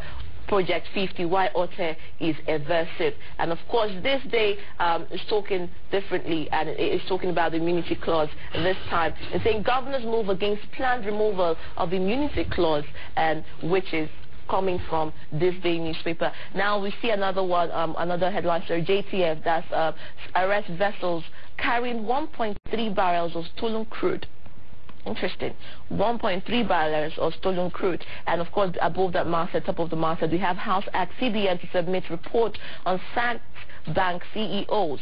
Okereke blames Apex Bank SEC for crisis. And that is coming from this day newspaper. Daily Trust, let's see whom the news has been entrusted to on the front page this morning. Mark to federal government, dialogue with Boko Haram. And that is what is coming. Well, a different one to what we've been seeing so far. And of course, we have Buhari Tinubu move to revive alliance, which is coming below the masthead of Daily Trust. If you go to the bottom end of the Daily Trust newspaper, you will see another story making headway. Buhari Tinubu move to revive alliance. And we move over to National Accord. Let's see what this brings us. Says security. It's talking about security. Nigeria at war, says David Mark. Nigeria at war, says David Mark. Asked Jonathan to negotiate with insurgents, says the writer. And of course, we have below the masthead of Boston, OBJ forced me into Transco project. Okereke Onyeke reiterates, I did not raise campaign funds for Obama. She also retreats there. Very interesting. Nigerian Tribune, doctors, Lagos government trade tackles. And that is a major story in the Nigerian Tribune. Let's move over to Leadership newspaper. Well, talking about the MDAs, and this is saying MDAs to spend 4.9 billion naira on fueling of generators. Interesting, 4.9 billion naira on fueling of generators. And as again, below the master, the story going on, Fear Greece BUK as police defused 3 bombs. 4 injured in Bochi hotel bomb blast is following story. And JTF denies killing innocent people in Maiduguri Joint Task Force. And below that story at the bottom end of the newspaper, we have inside the green page, 25 Ghanaians, 5 Nigerians arrested over bunkering, which you will find on page 41, as opposite Kano to have first flyover seen soon, Kwankwaso on page 6. Blueprint newspaper is bringing us, of course, Governor Yari evicted from Abuja home, and that is what they're making their stories with this morning. Heading the Blueprint newspaper, Governor Yari evicted from Abuja home, and I think we will start with this. Of course, we always have an analyst here with us, and I have with me our great old veteran and in-house analyst, Mazi Million. Victor in the house this morning. Good morning. You're welcome to the paper. So let's start with Blueprint. Yes. Governor Yari evicted from Abuja home. I mean, controversies have surrounded the procurement of this Abuja residence for a long time. So. Exactly. For some very key people, very notable people in the country, they have been having problems with their homes in Abuja. Again, it depends on how they got the land in the first place and got the house. All right. And these things contribute to the kind of troubles they get into later in the day. When in office, they use certain... Definitely. Yes, and, all right. Okay, well, let's leave that. If you want more of that story, it's on page 6 of the Blueprint newspaper. Leadership, let's see what they're leading with this morning. We saw the MDAs to spend 4.9 billion on fueling of generators. You know, it's perennial and electric. I mean, we can talk about perennial electric power supply. We can understand these generators, but 4.9 billion naira. It is not particularly new. Okay. This news is not a particularly new thing. Years past, even agencies, single agencies, the presidency, government bodies vote so much money to buy the generators, to maintain the generators, and then to fuel the generators. It is a long-standing problem in the country, and it won't go away until we fix the power sector and there is regular electricity supply. All right. Well, they've spoken about a price hike, you know, to go on electricity. So let's see if that will help. Now, above that, Master, you see, I want to appear before House Probe again, Aruma Ote.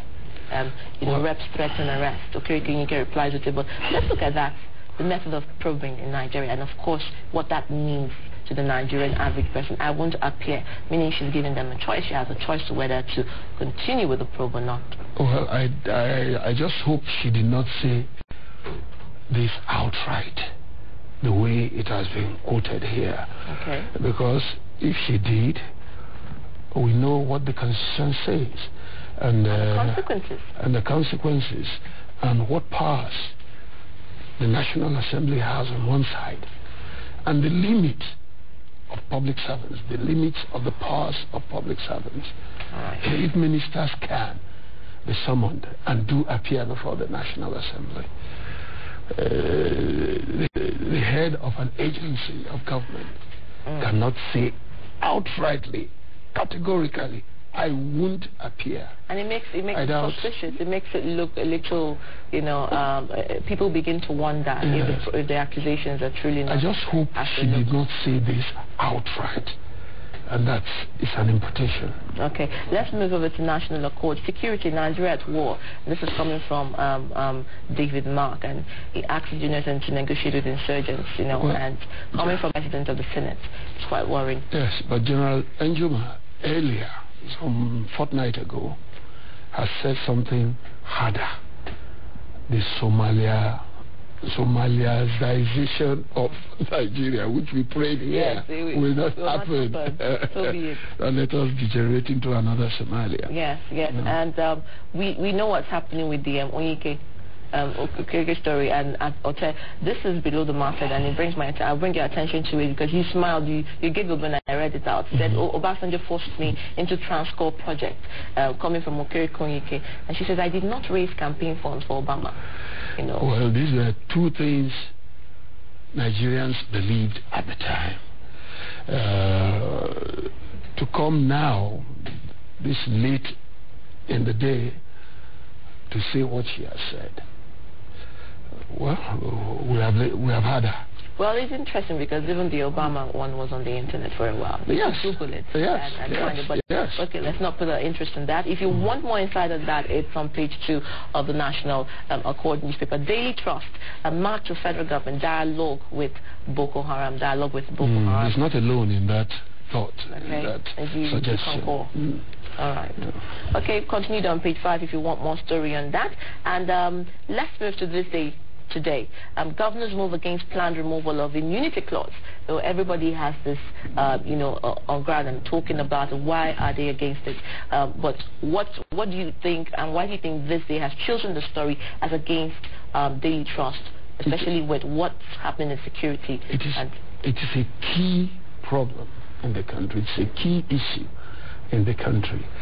The removal or non-removal of immunity to governors.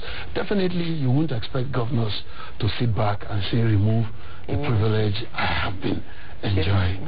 Yeah, they would want it to remain.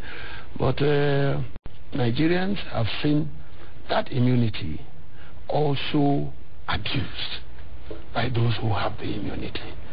And they would want to curb the excesses of persons in power who have that immunity. The immunity clause came in, it was a fine concept in the Constitution.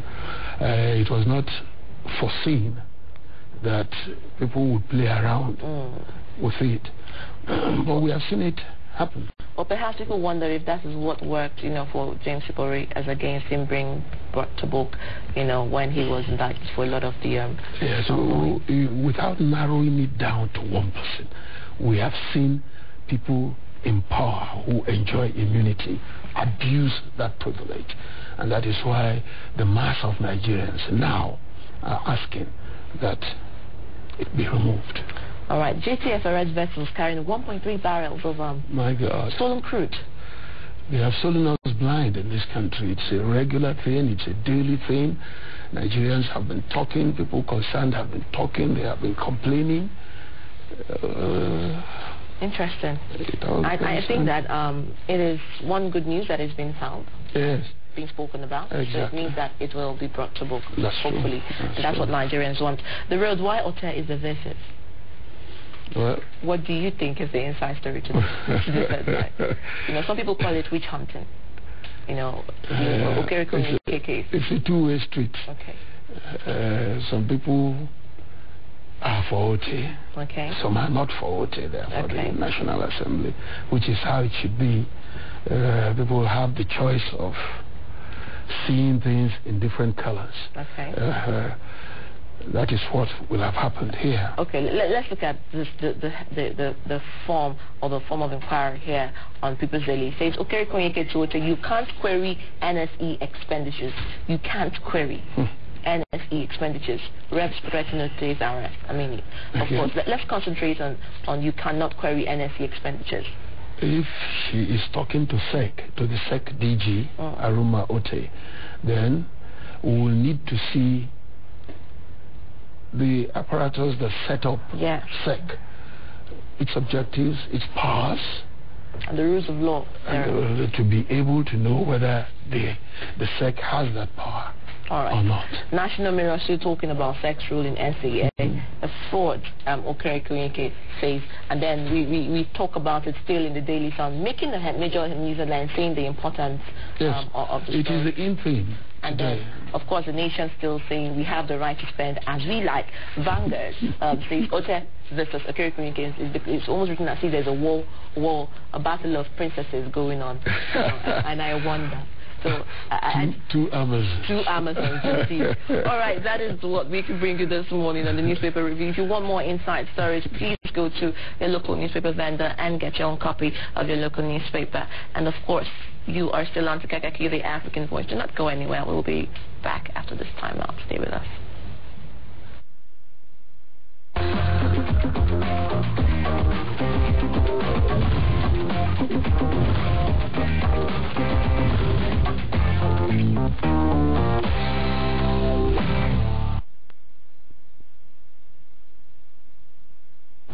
You're still on to Kaakaki, the African Voice. Of course, it is time for us to talk sports, as we know that the day does not go away without us going to sports. Take you to Lagos and see what they bring us. Stay with us.